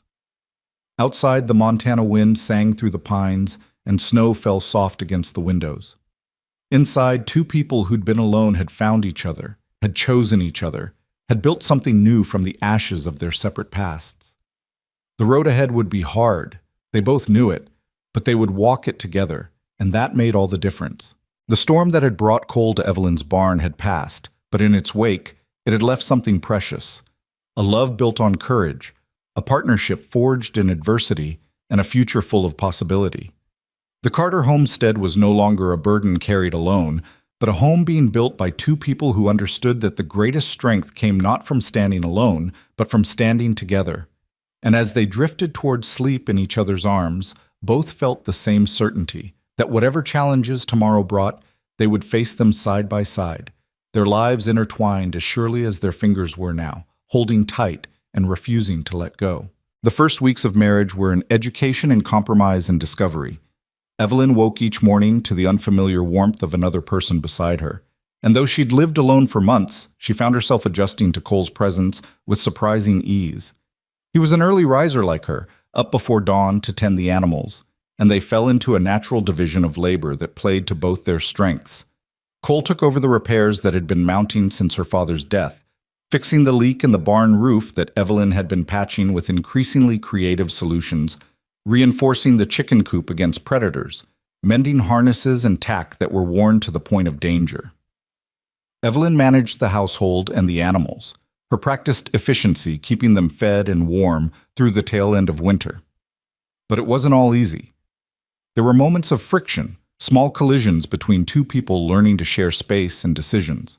Like the morning Cole rearranged the tools in the barn without asking, putting everything in what he considered a more logical order. "I can't find anything now," Evelyn said, frustration sharp in her voice as she searched for the wire cutters. "I had a system." "Your system had hammers mixed in with garden tools and ropes stored 3 different places," Cole replied, looking up from the saddle he was oiling. "This makes more sense." "It makes sense to you. To me, it's chaos. I knew where everything was." "Where it was made no sense, Evelyn. It made sense to me and my father. This is—" She stopped, hearing her voice rising, seeing Cole's jaw tighten. They were about to have their first real fight over tool storage, which was absurd. She took a breath, forcing herself to calm. "Can we compromise? You show me your new system, and if there are things I really need in specific places, we adjust?" Cole's shoulders relaxed. "That's fair. I should have asked before changing everything. I'm sorry." "I'm sorry too. For snapping, it's just, this is still my father's place in my head, and having things different feels like losing another piece of him." Cole set down the saddle and came to her, pulling her into an embrace. "We're not erasing him, Evelyn. We're building on what he created. There's a difference." She pressed her face into his chest, breathing in the familiar scent of him, leather and wood smoke, and something uniquely Cole. "I know. It's just hard sometimes." "Then we'll figure it out together. That's what we do now." They worked through the tool organization together that afternoon, Cole explaining his reasoning while Evelyn pointed out why certain things needed to be readily accessible from specific work areas. The final result satisfied neither of them completely, which Sarah later told them was the hallmark of good compromise. Sarah had become a frequent visitor, riding over every few days with supplies, advice, or just company. She and Evelyn had developed a fast friendship, and Cole clearly viewed her as something between a mentor and an aunt. On one particularly cold afternoon in late February, she arrived with news that changed everything. "The Double J goes to auction next week," she announced over coffee at Evelyn's kitchen table. "Banks finally settled all the claims against Jackson's estate. They're selling the land, the cattle, everything." "Who's expected to buy?" Cole asked, his interest clearly piqued despite his earlier assertions that they couldn't afford to expand. "A couple of ranchers from the next county over are the front runners. But I've been thinking." Sarah set down her cup and looked at them both seriously. "The Double J borders both our properties. If someone unfriendly buys it, we could end up with water access problems, grazing disputes, all manner of complications. Better the devil you know than the one you don't." "Sarah, we can't afford to buy the Double J," Evelyn said gently. "We're barely managing as is." "But what if we went in together? A partnership? We pool resources, bid on the property, and if we win, we split it 3 ways. My land connects to the southern portion, yours to the northeast. Between us, we could create one of the largest combined operations in the county." Cole leaned back, his expression thoughtful. "That's ambitious and risky. What if we can't make it profitable?" What if we can? Sarah countered. Evelyn, your father's land has good water and excellent summer grazing. Cole, you know cattle and operations from working the Double J. I've got capital and connections to markets. Together, we have everything we need to succeed. Evelyn felt the familiar flutter of fear and excitement that came with big decisions. This was so much larger than anything she'd imagined, so much more risk than the careful survival she'd been managing. But it was also opportunity, the chance to build something substantial instead of just hanging on. How much would we need to bid? She asked, and saw Cole's surprise that she was even considering it. Sarah pulled out papers covered in calculations. I estimate we'd need at least $5,000 to be competitive. I can put up $3,000.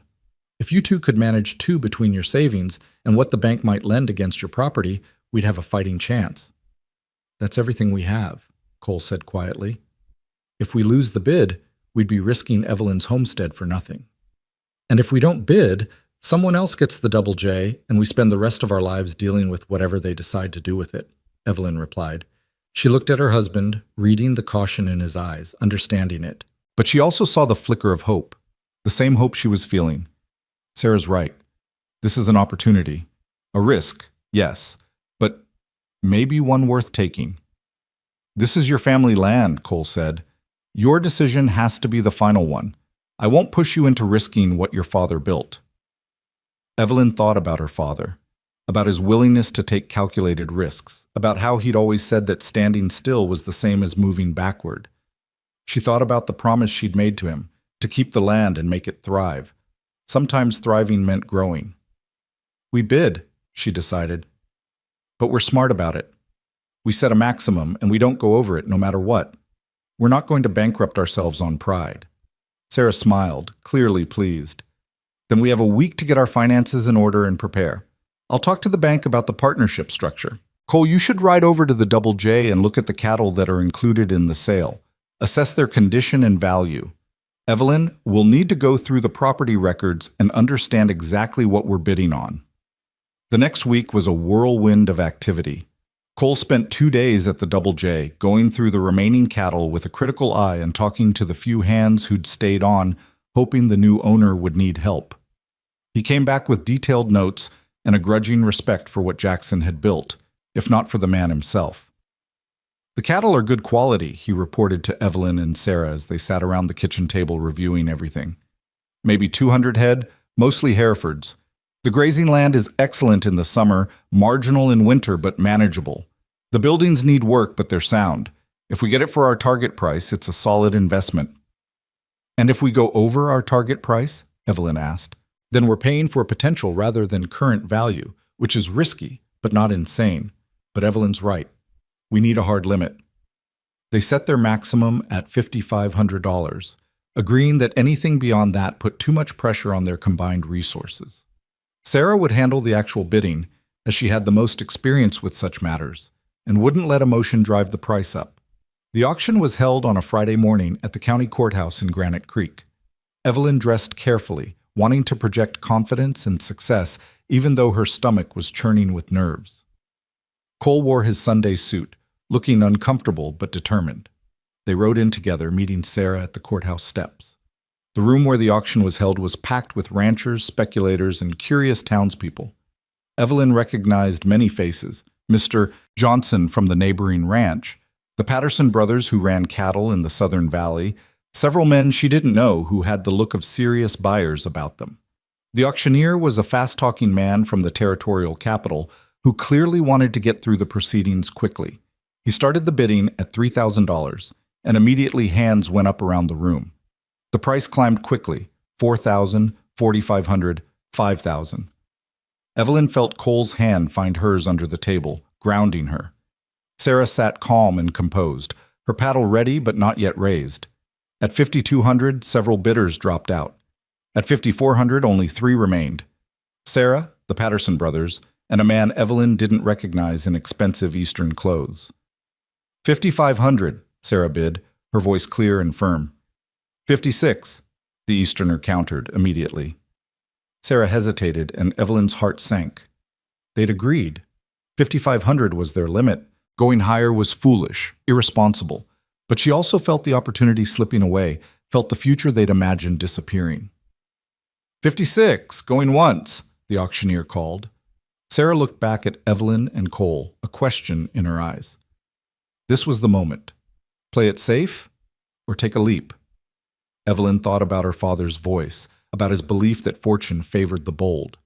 She thought about the life she wanted to build with Cole, about refusing to be small and scared. She nodded. 5,700, Sarah bid. The room went quiet. The Easterner studied Sarah, then Evelyn and Cole, calculating whether they had the resources to back up the bid. After a long moment, he shook his head and dropped his paddle. 5,700, going once, going twice, sold to Mrs. Sarah Lockwood and partners. The gavel came down, and just like that, they owned the Double J. The paperwork took hours.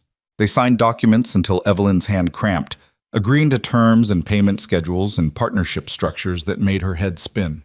By the time they emerged from the courthouse, the winter sun was already sinking toward the horizon. "We did it," Sarah said, her voice slightly dazed. "We actually did it." "We went 200 over our limit," Cole said, but he was smiling. "We're either brilliant or insane." "Can it be both?" Evelyn asked, and found herself laughing with a mix of euphoria and terror. They'd just committed to debt that would take years to pay off, to work that would consume their lives, to a gamble that could either make or break them.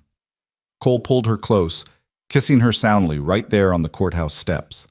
"We're going to make this work," he said with absolute certainty, "whatever it takes." The next months proved just how much work making it work required. They divided their time between the two properties, Cole spending long days at the Double J, organizing the cattle and operations while Evelyn managed their original homestead. Sarah coordinated between both, her business acumen proving invaluable as they negotiated with buyers, hired hands, and planned for spring. They hired back 3 of the former Double J hands who'd been decent men caught in Jackson's schemes. With Cole's recommendation and Sarah's willingness to give them a second chance, they became the core of their operation.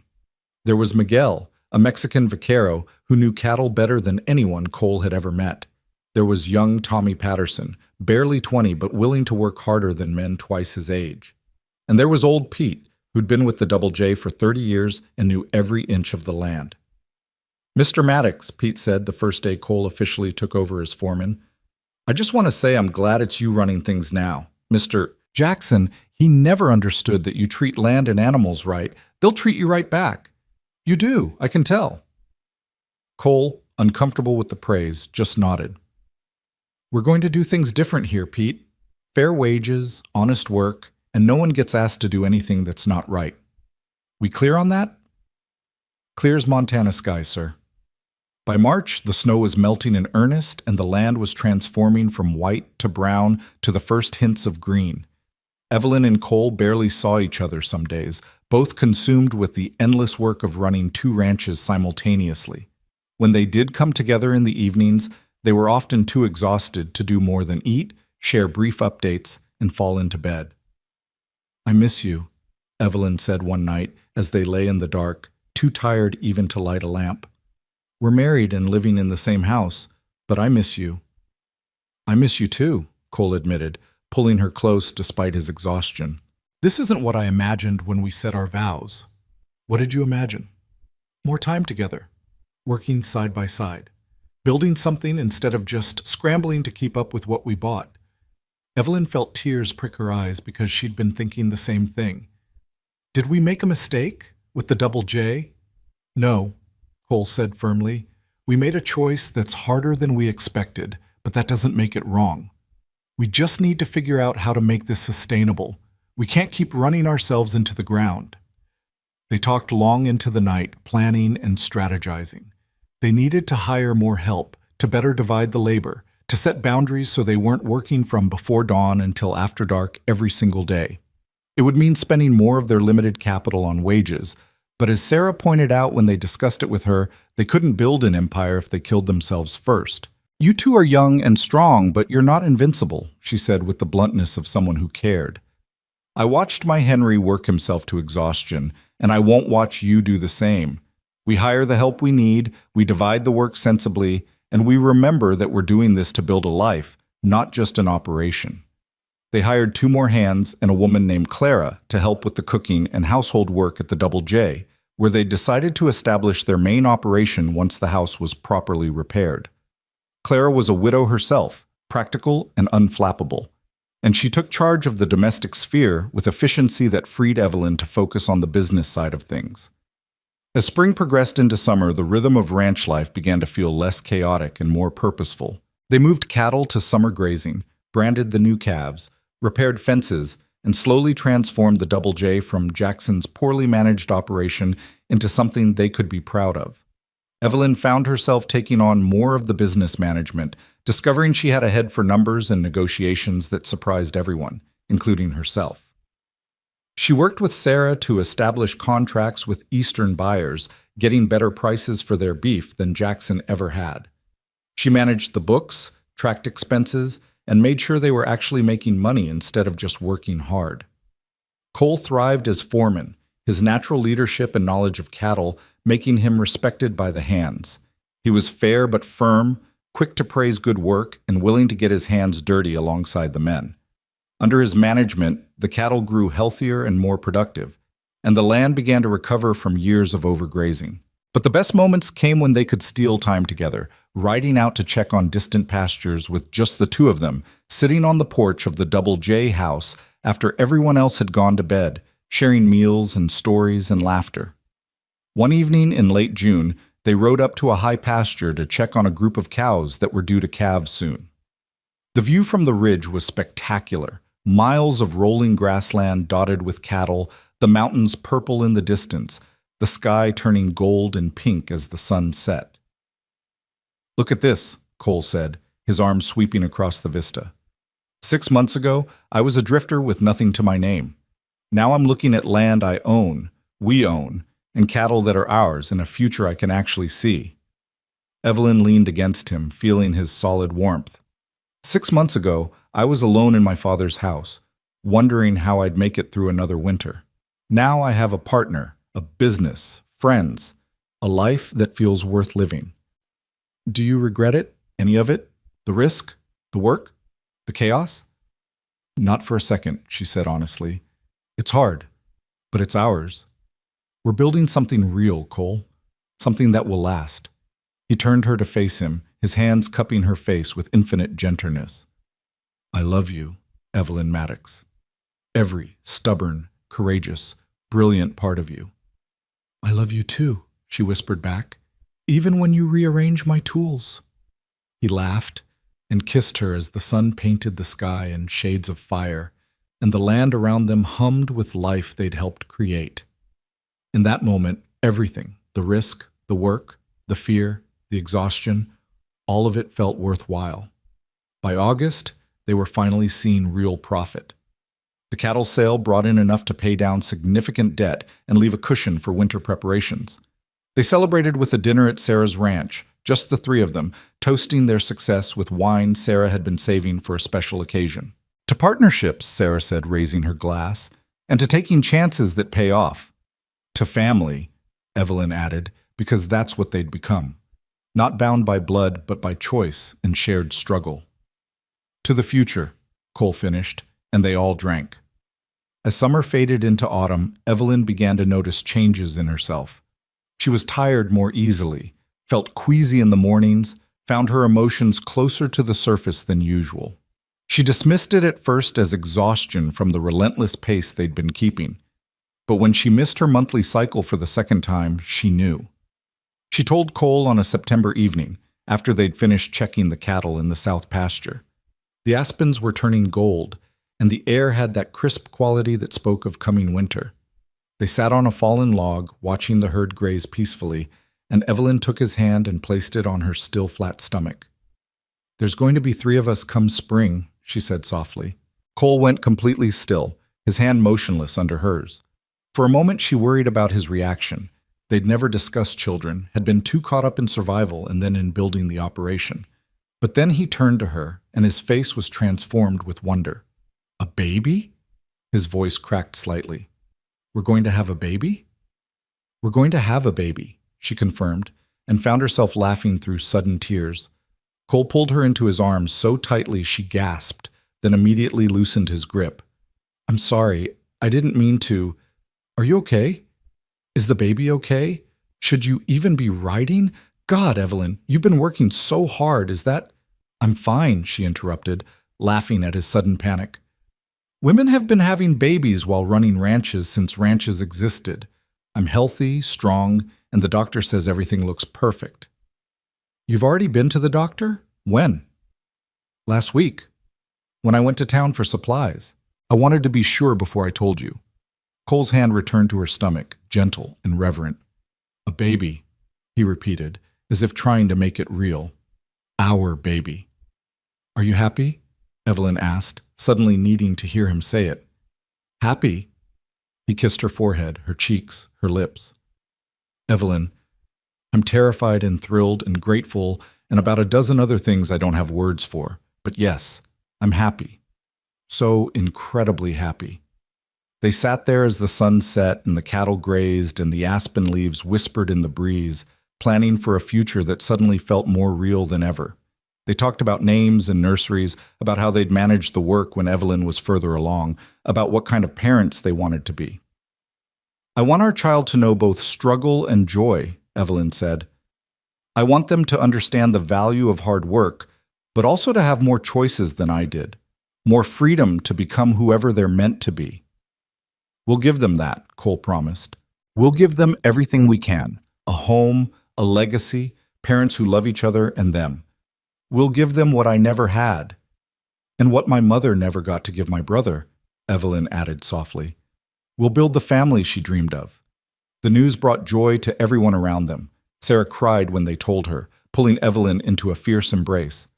A baby, she kept saying, a new generation. Oh, this is wonderful. Clara immediately began knitting blankets and planning how to convert one of the upstairs rooms at the Double J into a nursery. The ranch hands grew protective, insisting that Evelyn not lift anything heavy or ride the more spirited horses.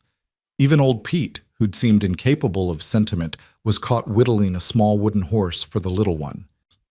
As autumn progressed, they prepared for both the coming winter and the coming spring, laying in extra supplies, making sure the houses were weatherproofed, organizing the work so Evelyn could gradually do less as her pregnancy advanced.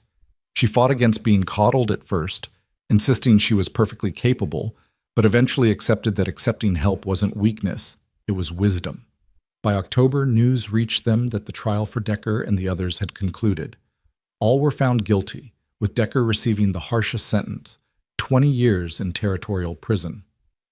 Theodore Jackson had been captured trying to cross into Canada and would face his own trial in the spring. Justice, it seemed, had finally caught up with them. It's over, Cole said when Sarah brought the news. Really, truly over. It was over the moment Matthews arrested them, Evelyn replied. This is just the official end. Our real story, the one we're writing together. That's just beginning. Winter came early that year, snow falling in October and settling in for the long Montana cold. But the Carter-Lockwood Maddox operation, as they'd officially named their partnership, was ready. The cattle were in winter pasture with plenty of hay stored. The houses were tight and warm. The books balanced with money in the bank. On Christmas Eve, they gathered at Sarah's ranch for dinner. Evelyn and Cole, Sarah, the ranch hands, and Clara, all the people who'd become their extended family. They ate roasted goose and drank hot cider, and when Clara brought out a cake decorated with careful icing, they sang and laughed and told stories late into the night. Evelyn, her pregnancy now visible beneath her dress, felt Cole's hand rest on her stomach and felt the baby kick in response, the first time he'd felt it move. The wonder on his face made her heart swell. Your father would be proud, Sarah said softly, coming to sit beside Evelyn as the party continued around them. Of all of this, the ranch, your courage, the family you're building, he'd be so proud. I hope so, Evelyn replied. I think about him all the time, wonder what he'd make of how things turned out. He'd make of it that his daughter is exactly who he raised her to be, strong enough to stand alone but wise enough to choose partnership, brave enough to take risks but grounded enough to make them pay off. He'd see Cole and know his daughter chose well. He'd see this baby coming and know his legacy continues. Sarah squeezed her hand. And he'd see you happy, Evelyn. That would matter most. Later, as they rode home through falling snow, Cole asked what she'd been thinking about during the party. Everything, Evelyn admitted. How different this Christmas is from last year, when I was alone and scared and wondering if I could survive. How much has changed since that night you stumbled into my barn, half frozen and bleeding. How one choice to help a stranger led to all of this. Do you think it was fate? Cole asked. That night, the storm, everything? I think it was chance, Evelyn said thoughtfully. Chance that brought you to my barn, but everything after, that was choice. I chose to help you. You chose to stay. We chose each other, chose to build something together, chose to take risks and work hard and create this life. That's not fate. That's us. I like that better, Cole agreed. Means we built this ourselves. We did, Evelyn said firmly, and we're not done building yet. The winter passed in the rhythm they'd grown accustomed to. Work and rest, planning and preparing, moments of joy interspersed with moments of challenge. Evelyn's pregnancy progressed normally, though the last months were harder than she'd anticipated. By February, she was uncomfortable and impatient, ready to meet the child she'd been carrying. Cole grew increasingly nervous as her due date approached, hovering and fussing until Evelyn finally snapped at him to stop treating her like she was made of glass. They had their first real fight since the tool organization incident, voices raised and frustrations aired. But they talked through it, as Sarah had taught them, and came out the other side stronger for having learned to fight fair. I'm scared, Cole admitted after they'd made up. My mother died in childbirth. I know that was years ago and things are better now, but Evelyn, if something happened to you, nothing's going to happen to me, she said firmly, though she understood his fear. Her own mother had died the same way. I'm strong, the baby's healthy, and we've got the best doctor in the county lined up. But Cole, you can't protect me from everything. Some things we just have to face and trust that we'll be okay. I know, he said quietly. I just love you so much. The thought of losing you won't lose me, she interrupted, pulling him close. We've come through too much together. I'm not leaving you to raise this baby alone, I promise. It was a promise she would keep, though not without struggle. When her labor started on a March morning with spring just beginning to touch the land, it was long and difficult. Claire and Sarah were with her, along with Dr. Morrison from town. Cole paced outside the bedroom for hours, his imagination conjuring every terrible possibility, until old Pete finally took pity on him and forced him to help with evening chores as a distraction.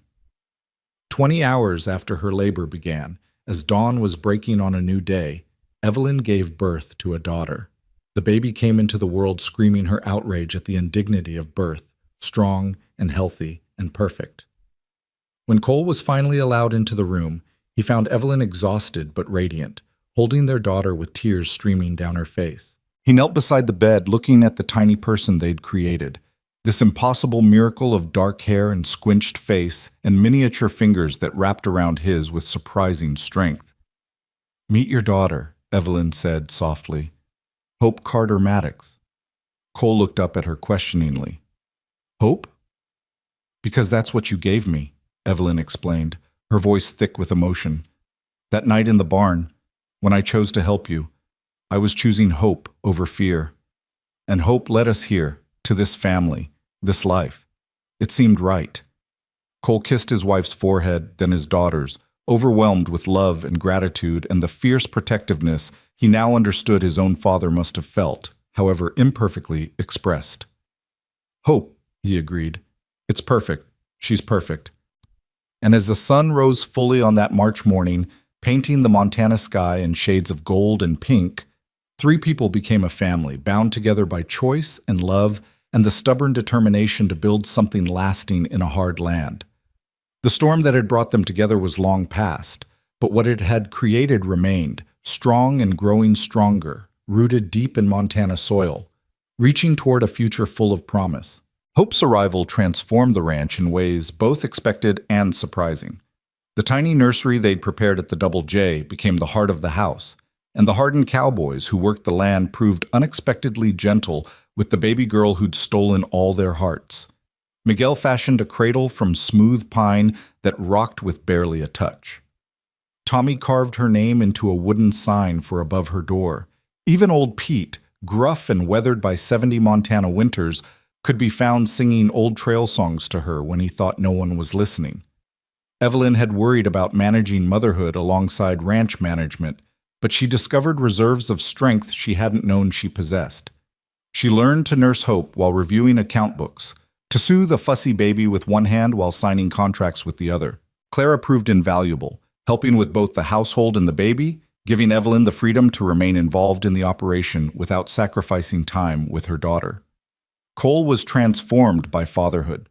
The man who'd once drifted from ranch to ranch with nothing tying him down now rushed home each evening, eager to hold his daughter, to hear about every small milestone, her first smile, the way she'd tracked a dust mote with her eyes, how she'd gripped Sarah's finger with surprising strength.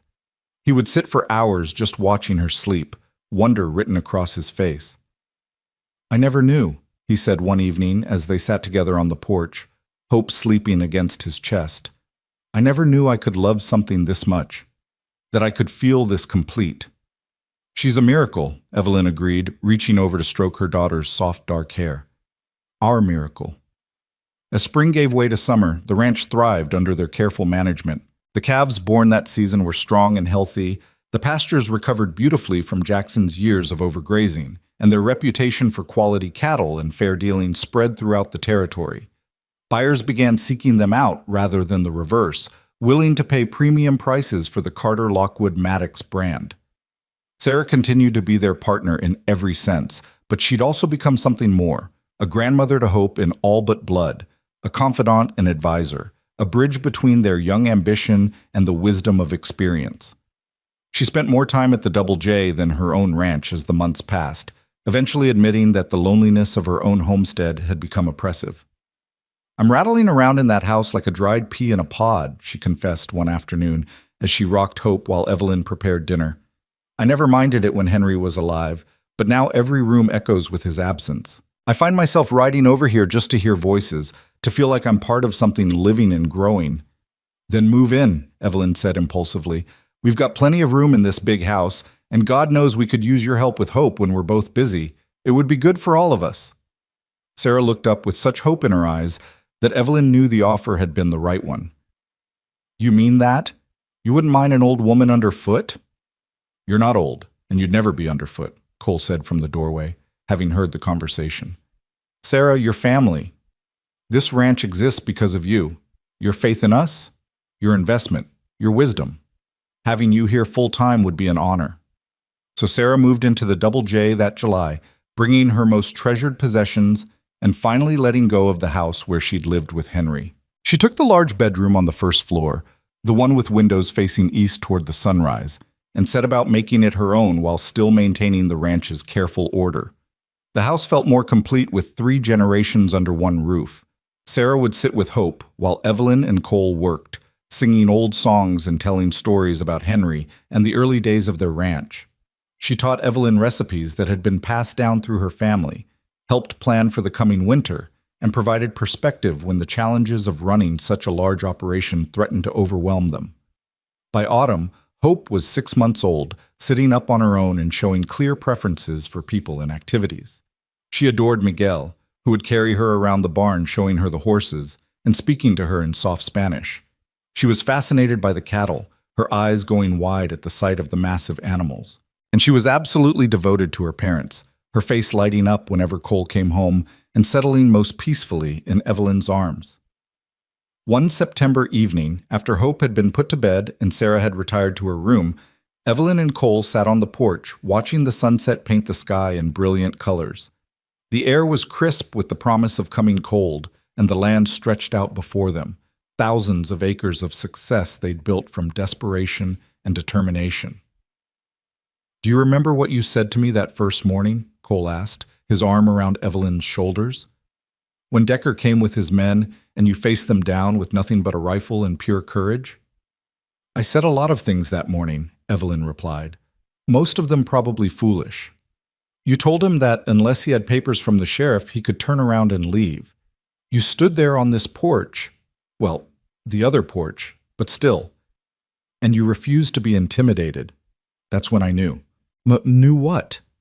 "That you were extraordinary. that I was falling in love with you, that if I survived all of this, I wanted to spend my life watching you face down the world with that same fierce courage. Evelyn turned to look at him, seeing the man he'd become over these months. No longer the wounded fugitive in her barn, but someone grounded and purposeful, a husband and father and partner in every sense. And has it been what you imagined, this life we've built? It's been better, Cole said honestly. Harder, but better. More real. Evelyn, every morning I wake up and for a second I can't believe this is my life, that I have you and hope and this land and work that matters, that I'm not just drifting anymore, but building something that will outlast me. We're building it together, she corrected gently. That's what makes it matter. They sat in comfortable silence until Cole spoke again, his tone shifting to something more serious. I got a letter today. Letter from the territorial prison warden. Evelyn felt her stomach tighten. About Decker? He's up for early release consideration. Good behavior, overcrowding, some legal maneuvering his lawyer managed. They're asking if we want to submit statements about his potential parole. The name Decker still carried weight, still brought back memories of those terrifying nights when armed men had threatened everything they were trying to build. But those memories felt distant now, like events that had happened to different people in another life. What do you want to do? Evelyn asked. Cole was quiet for a long moment, thinking.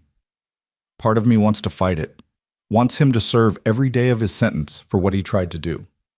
But another part of me thinks about hope, about the life we're building, about moving forward instead of staying anchored to the past. What he did was wrong, and he's paid for it. If he's genuinely reformed, maybe he deserves a chance to rebuild his life like we rebuilt ours. That's generous of you, Evelyn said. More generous than I feel. When I think about him threatening us, about what could have happened. But it didn't happen. We won. We built this despite him, not because of him. He can't hurt us anymore, Evelyn. He's just a man who made terrible choices and is paying the price. If keeping him locked up doesn't make us safer or better, then maybe it's time to let go. They decided to submit a neutral statement, neither advocating for nor opposing his parole, simply recounting the facts and leaving the decision to those whose job it was to make such determinations. It felt like closing a door on that chapter of their lives, acknowledging that the frightened, desperate people they'd been that winter night were gone, replaced by people who'd faced their fears and emerged stronger. News came in October that Theodore Jackson had been found guilty on multiple charges and sentenced to 15 years in prison. His financial empire was completely dismantled, his name synonymous with corruption throughout the territory. The judge had been particularly harsh, noting that Jackson had betrayed the trust that came with power and wealth, using both to harm those weaker than himself. Justice, Sarah said when they received the news, her satisfaction evident. Henry always said that evil men eventually hang themselves with their own rope. Jackson finally got what he deserved. The victory felt hollow to Evelyn, though. Yes, Jackson had been punished, but his actions had destroyed lives, disrupted communities, and caused suffering that no prison sentence could undo. She thought about Sarah's husband, about the stress Jackson's schemes must have caused, about whether that stress had contributed to his death. Some wounds went too deep for justice to heal. As if reading her thoughts, Sarah reached over and squeezed her hand. Don't waste energy on bitterness, she said gently. Henry wouldn't want that, and neither should you. We won, Evelyn, not just in court, but in life. We took what Jackson tried to destroy and made it flourish. That's the best revenge there is. Winter arrived with the first snow in early November, and with it came a different kind of richness to their lives. The frantic pace of the warmer months gave way to the slower rhythm of cold season, maintaining the cattle, keeping the buildings repaired, planning for spring. There was time for family dinners that stretched late into the evening, for teaching Hope to crawl on the warm kitchen floor, for Cole to read aloud while Evelyn mended and Sarah knitted. Christmas that year was magical in a way that surpassed even the previous year's celebration. Hope was old enough to be delighted by the decorated tree, by the paper that crinkled and tore, by the wooden toys the ranch hands had made for her. They hosted Christmas dinner at the Double J, inviting everyone who'd become part of their extended family. Miguel and his wife Maria, Tommy and his new fiancée, Old Pete and Clara, and several neighbors who'd helped them throughout the year. The table groaned under the weight of roasted turkey and ham, fresh bread and preserved vegetables, pies and cakes that Sarah and Clara had spent days preparing. They ate until they were stuffed, then sat around the fire telling stories and singing carols while Hope passed from lap to lap, soaking up the attention. "A toast," Sarah said as the evening wound down, raising her glass of cider. "To family. Not always bound by blood, but always bound by choice. To the year past and the year ahead. To courage, to perseverance, and to the stubborn refusal to give up even when the odds seem impossible." "To family," everyone echoed, and Evelyn felt tears prick her eyes at the beauty of it. All these people gathered in warmth and love, connected by the choices they'd made to stand together. Later, after the guests had departed and Hope was asleep, Evelyn stood in the nursery watching her daughter breathe, overwhelmed by love and gratitude. Cole came up behind her, wrapping his arms around her waist and resting his chin on her shoulder. "What are you thinking?" he asked softly. "That a year ago I was so scared," Evelyn admitted. "Scared of failing, of being alone, of not being enough. And now look at us. Look at what we've built.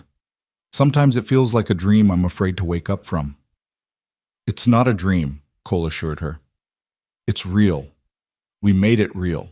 Every hard decision, every risk, every moment of doubt, they all led here, to this life, to this family. And Evelyn, we're just getting started."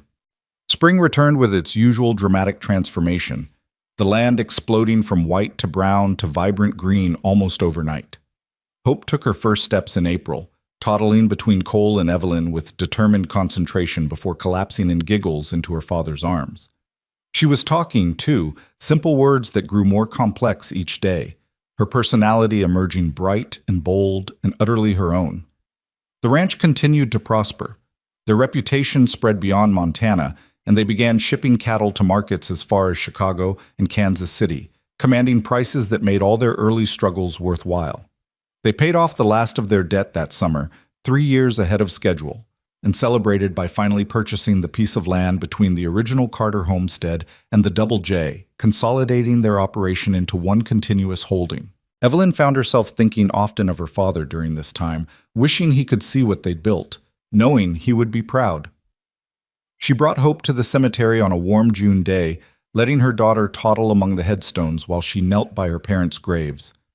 "Papa, Mama," she said softly, one hand on each marker. "I want you to meet your granddaughter. This is Hope. She's got your stubbornness, Papa, and I think she has Mama's gift with growing things. She's already trying to help me in the garden. I married a good man, a man you would have liked. He's made this land thrive in ways I couldn't have done alone. I kept my promise to you. The Carter name still means something here. Our family continues." Hope toddled over and patted the gravestone with her small hand, as if she understood the significance. "Gampa," she said clearly, one of her newest words. Evelyn gathered her daughter close, tears streaming freely now. "Yes, baby, Grandpa. He would have loved you so much." That summer they received an unexpected visitor, a lawyer from the territorial capital with news about Jackson's assets. As part of his sentencing, Jackson had been ordered to provide restitution to those he'd harmed.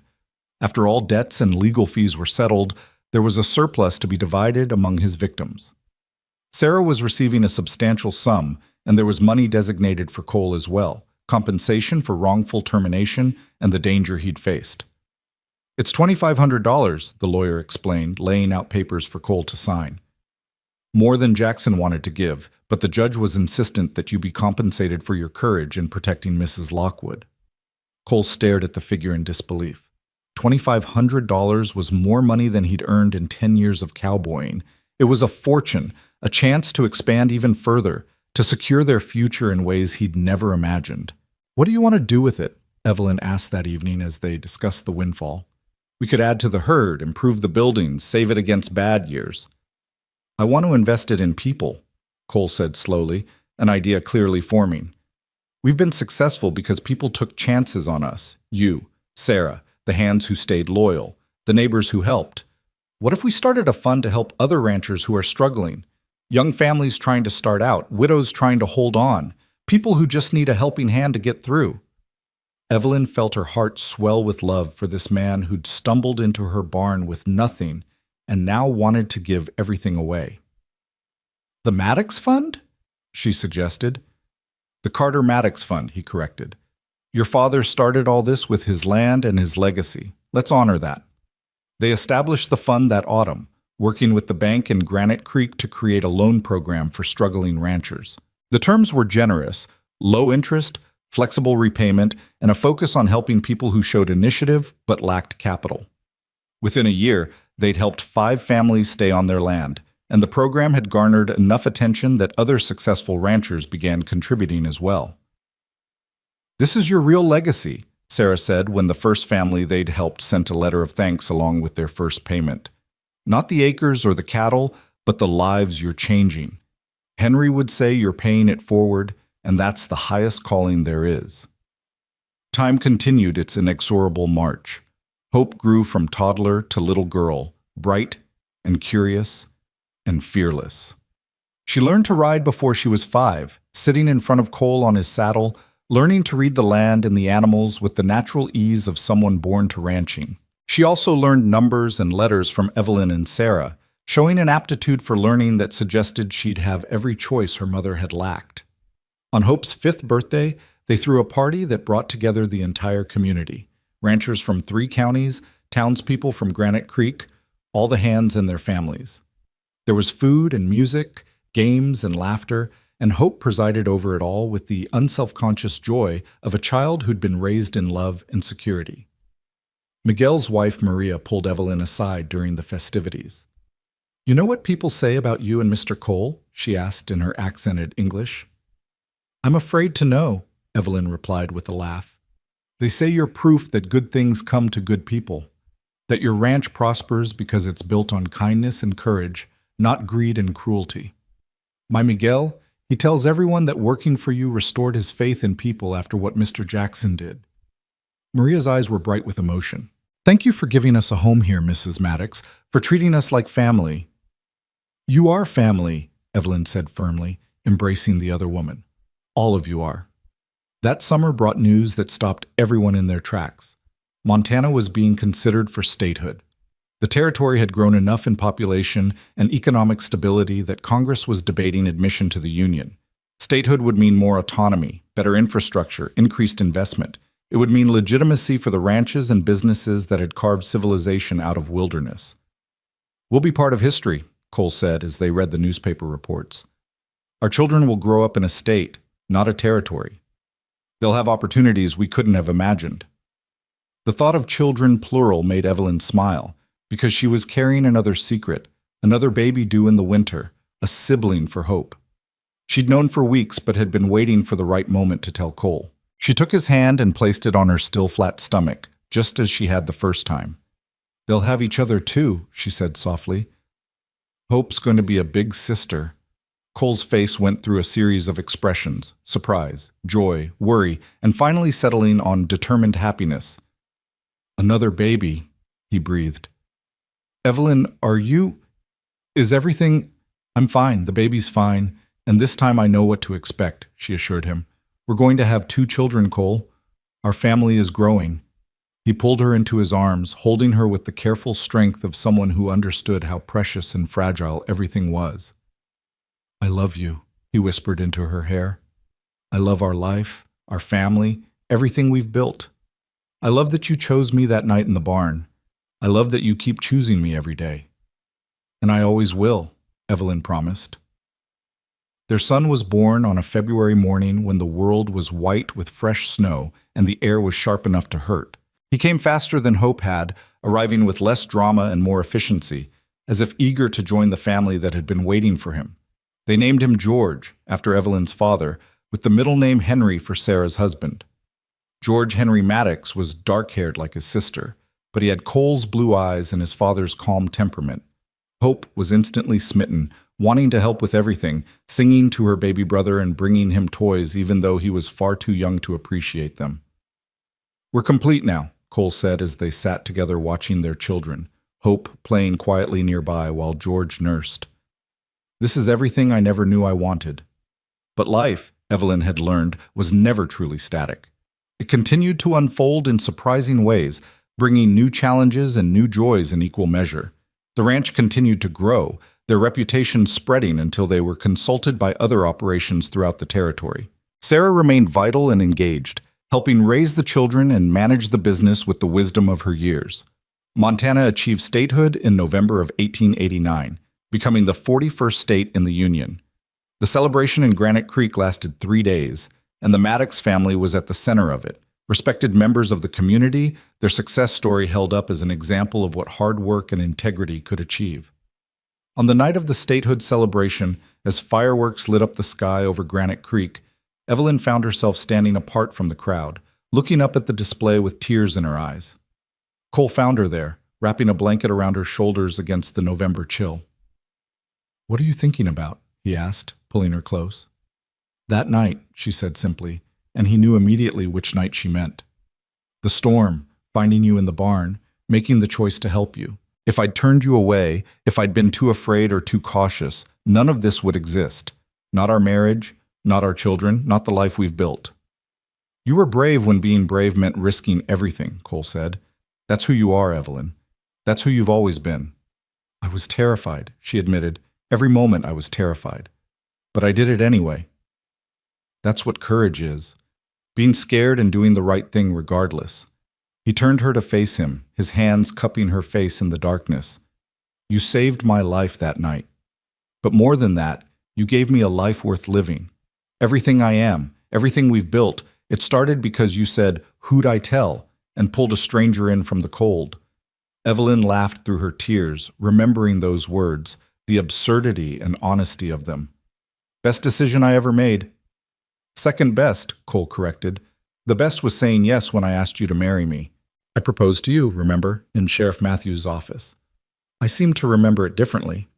They stood there arguing playfully about who had proposed to whom, while around them the town celebrated statehood and their children played with other children, and Sarah watched over everyone with the satisfaction of someone who'd helped build something lasting. The years continued to pass, bringing both joy and sorrow, as years always do. Old Pete passed away peacefully in his sleep at 75, having lived long enough to see the ranch he'd helped build become one of the most successful in the state. They buried him on a hill overlooking the pastures he'd loved, and every hand on the ranch attended the funeral. Miguel eventually bought his own small spread with money saved from years of fair wages, though he continued to work closely with the Maddox operation. Tommy married his sweetheart and had 5 children, raising them on land purchased through the Carter Maddox Fund. Sarah lived to see both Hope and George grown, lived to see Hope become a teacher who brought education to rural communities, lived to see George take over management of the ranch with the same dedication his parents had shown. She died in her sleep at 78, peaceful and content, surrounded by the family she'd chosen and who'd chosen her back. They buried her next to Henry on her old ranch, the land she'd fought so hard to keep. The funeral drew people from throughout the state, ranchers she'd helped, families who'd benefited from the fund, young people she'd mentored. It was a testament to a life well lived, to the ripples one person's courage could create. As Evelyn stood by the grave, now 45 years old, with threads of silver in her dark hair, she thought about the interconnection of lives, about how Sarah's desperate ride through a blizzard had set everything in motion. If Sarah hadn't reached the sheriff, if she'd been caught or turned back, Cole would have died wanted, and Evelyn would have remained alone. Every life they'd touched, every person they'd helped, every choice they'd made, it all traced back to that night and Sarah's courage. Hope, now 21 and recently engaged, came to stand beside her mother. "Tell me the story again," she said softly, "about how you and Papa met." Evelyn smiled because this story had been told countless times, had become family legend, but she never tired of telling it. "It was the coldest night of the worst winter I'd ever seen," she began, and Hope leaned against her shoulder, listening to the familiar tale, as if hearing it for the first time. That evening, back at the Double J with the whole family gathered, Cole asked Evelyn to come outside with him. They walked to the barn, not the original Carter homestead barn where they'd met, but the large, well-maintained structure that housed their operation now. But in spirit it was the same, and Cole led her to the back corner where feed was stored. "This is where you found me," he said. Though the location was different, the barn was different. Everything was different except the two of them. 26 years ago, you found a half-frozen cowboy in your barn and changed both our lives. We changed each other's lives, Evelyn corrected. I've been thinking about Sarah, about legacy, about what we leave behind, Cole continued, and I realized that our legacy isn't the land or the cattle or even the fund, though those matter. Our legacy is the story, the proof that one choice made in courage can change everything, that helping a stranger can lead to love, that taking risks can lead to reward, that refusing to be afraid can lead to a life beyond imagining. That's a good legacy, Evelyn agreed, her hand finding his in the familiar way of long marriage. So I want to do something, Cole said. I want to write it down, the whole story, so that long after we're gone, people will know, not just our children and grandchildren, but anyone who needs to hear that courage matters, that kindness matters, that choosing hope over fear can change your life. The story of the cowboy in the barn, Evelyn said with a smile. The story of the woman brave enough to bring him inside, Cole corrected. Will you help me write it? Make sure I get it right? So they began that winter, sitting together on cold evenings, reconstructing the story from memory and emotion. They wrote about the storm, about desperation and fear, about choices made when everything hung in the balance. They wrote about facing down dangerous men, about building a partnership, about learning to love and be loved. They wrote about Sarah's courage and sacrifice, about the hands who'd become family, about a community that had welcomed them despite their unconventional beginning. They wrote it for Hope and George, for their future grandchildren, for anyone who might need to hear that impossible situations could have happy endings if you were brave enough to reach for them. On a spring morning when Evelyn was 52 and Cole was 58, they finished the manuscript. Their hands were more weathered now, marked by decades of ranch work, but they still fit together perfectly as they signed their names at the bottom of the final page. Do you regret any of it? Cole asked, echoing a question from years earlier. The risk? The work? The hard times? Not for a second, Evelyn replied, the same answer she'd given then, still true now. Every moment, every choice, every struggle. They all led here. To this life, this family, this legacy. How could I regret any of it? That summer, Hope married a lawyer from Helena in a ceremony that brought together everyone they'd helped over the years. George, now 23, had brought home a young woman named Emma, who was clearly the love of his life. The ranch was thriving under his management, incorporating new techniques while honoring the traditional values his parents had instilled. As Evelyn watched her children and their partners dance at Hope's wedding, Cole's arm around her waist, she felt the completeness of it. The story that had begun in fear and desperation had grown into joy and abundance. Not perfect joy, not life without challenges, but something real and earned and deeply satisfying. We did it, she said to Cole as the party swirled around them. We built something lasting. We're still building it, he replied. Every day we're still building. The seasons continued their eternal cycle, and with them came the natural progression of life. Grandchildren arrived, Hope had 3, George had 4, and the ranch adapted to include another generation. The big house at the Double J rang with children's laughter once more, and Evelyn found unexpected joy in being grandmother, in teaching her grandchildren the same skills her father had taught her, in watching them grow wild and free on the land their family had fought to keep. On the 20th anniversary of Sarah's death, they established a scholarship in her name for young people from rural Montana who wanted to pursue education. The first recipient was a girl from a homesteading family, bright and ambitious, but lacking resources. When she came to thank them, tears in her eyes, Evelyn saw herself at that age, full of potential, but constrained by circumstances. You're giving me a chance, the girl said. No one's ever given me a chance before. Someone gave us a chance once, Evelyn replied. We're just paying it forward. As Cole and Evelyn moved into their 60s, they gradually stepped back from daily ranch management, turning over more responsibility to George while remaining available for guidance and wisdom. They spent more time traveling, visiting Hope and Helena, exploring parts of Montana they'd never seen, occasionally venturing beyond the state to see more of the country they'd helped tame. But they always came back to the ranch, to the land that had demanded so much and given so much in return. They would sit on the porch of the Double J house on summer evenings, watching the sunset paint the sky while cattle grazed peacefully and grandchildren played in the yard, and feel the deep contentment of people who'd lived fully and well. If you could go back, Cole asked one such evening, his hand in hers as it had been for 40 years, to that night in the barn, knowing everything that would come after, the struggles, the risks, the work. Would you still help me? Evelyn didn't hesitate. Every time. 1,000 times over. Because yes, there were struggles, but there was also love and family and a life richer than anything I imagined alone in my father's house. You didn't just give me partnership, Cole. You gave me purpose, adventure, joy. You gave me everything. You gave me a home, Cole replied simply. A place to belong, a reason to be better than I was. Everything I am because you said, "Who'd I tell?" and refused to let fear win.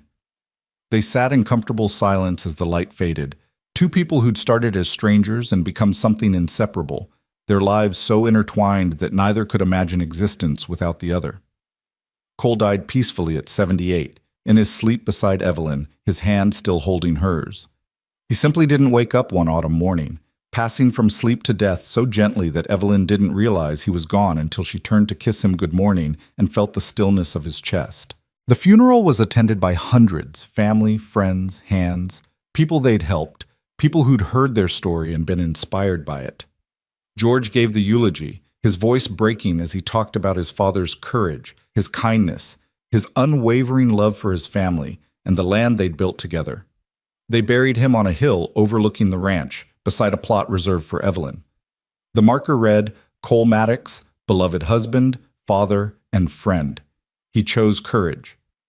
Evelyn lived another 5 years without him, years she filled with her children and grandchildren and great-grandchildren who were just beginning to arrive. She remained sharp and engaged until the end, still consulting on ranch decisions, still mentoring young ranchers, still telling the story of the storm and the cowboy and the choice that had changed everything. On her 80th birthday, surrounded by 4 generations of family, someone asked her what advice she'd give to young people just starting out. Be brave, she said without hesitation. Not fearless. Fear is natural and often wise, but brave enough to act despite fear. Brave enough to help strangers, brave enough to take risks for what matters, brave enough to build instead of just survive. She paused, looking around at all the faces, her children, their children's children, all of them existing because one winter night she'd chosen courage over caution. And choose good partners, not just in marriage, though that too, but in business, in friendship, in life. Choose people who share your values, who'll stand beside you when things are hard, who'll celebrate with you when things are good. Nothing worth building can be built alone. Evelyn died on a spring morning, much like the one when Hope had been born, when the world was transforming from brown to green and the air smelled of new beginnings. She went peacefully, surrounded by family, her hand held by Hope as she'd once held her mother's hand so many years ago. They buried her beside Cole on the hill, and the marker read, Evelyn Carter Maddox, beloved wife, mother, and pioneer. She chose love. At the funeral, George stood to speak about his parents, but Hope stopped him. Let me tell the story, she said. The real story, the one they wrote together. So Hope stood before the assembled crowd and told the tale that had become legend in their family, about a blizzard and a barn, about a wounded cowboy and a courageous woman, about choices made in desperation that led to love and legacy. She told it the way her parents had written it, with honesty and emotion. And when she finished, there wasn't a dry eye in the crowd. That's who they were, Hope concluded. People who chose courage, who chose each other, who chose to build something lasting even when it would have been easier to quit. Everything we have, this ranch, this family, this community, exists because one winter night, my mother found a stranger in her barn and said, "Who'd I tell?" and brought him inside. Because my father chose to protect someone weak even when it endangered him. Because they both chose love over fear, partnership over isolation, hope over despair. She paused, looking out at the crowd, at the land her parents had loved, at the legacy they'd built. And that's the story I'll tell my children, and they'll tell theirs, and on until the end of time.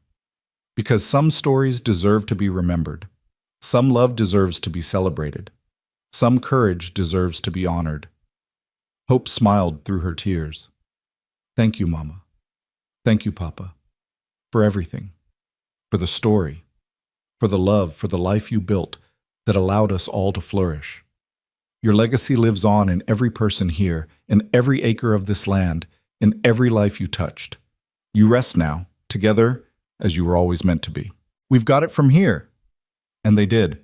The ranch continued under George's management and eventually his children's. The Carter-Maddox Fund grew to help hundreds of families throughout Montana. Hope's teaching legacy spread education throughout rural communities. The story of the cowboy and the barn became Montana legend, told and retold, inspiring others to choose courage when faced with impossible choices. Years later, decades later, when Montana celebrated its centennial as a state, a historian tracked down the manuscript Cole and Evelyn had written. It was published as a small book, distributed throughout the state, and became required reading in Montana schools. The story of how one woman's courage in the face of fear had built an empire of love and legacy resonated across generations, inspiring countless people to face their own storms with the same determination. And on the hill where Cole and Evelyn rested side by side, wildflowers grew thick each spring, purple lupine and yellow balsam root and red Indian paintbrush, painting the earth in colors as vivid as the sunset that first evening when they had admitted their love for each other.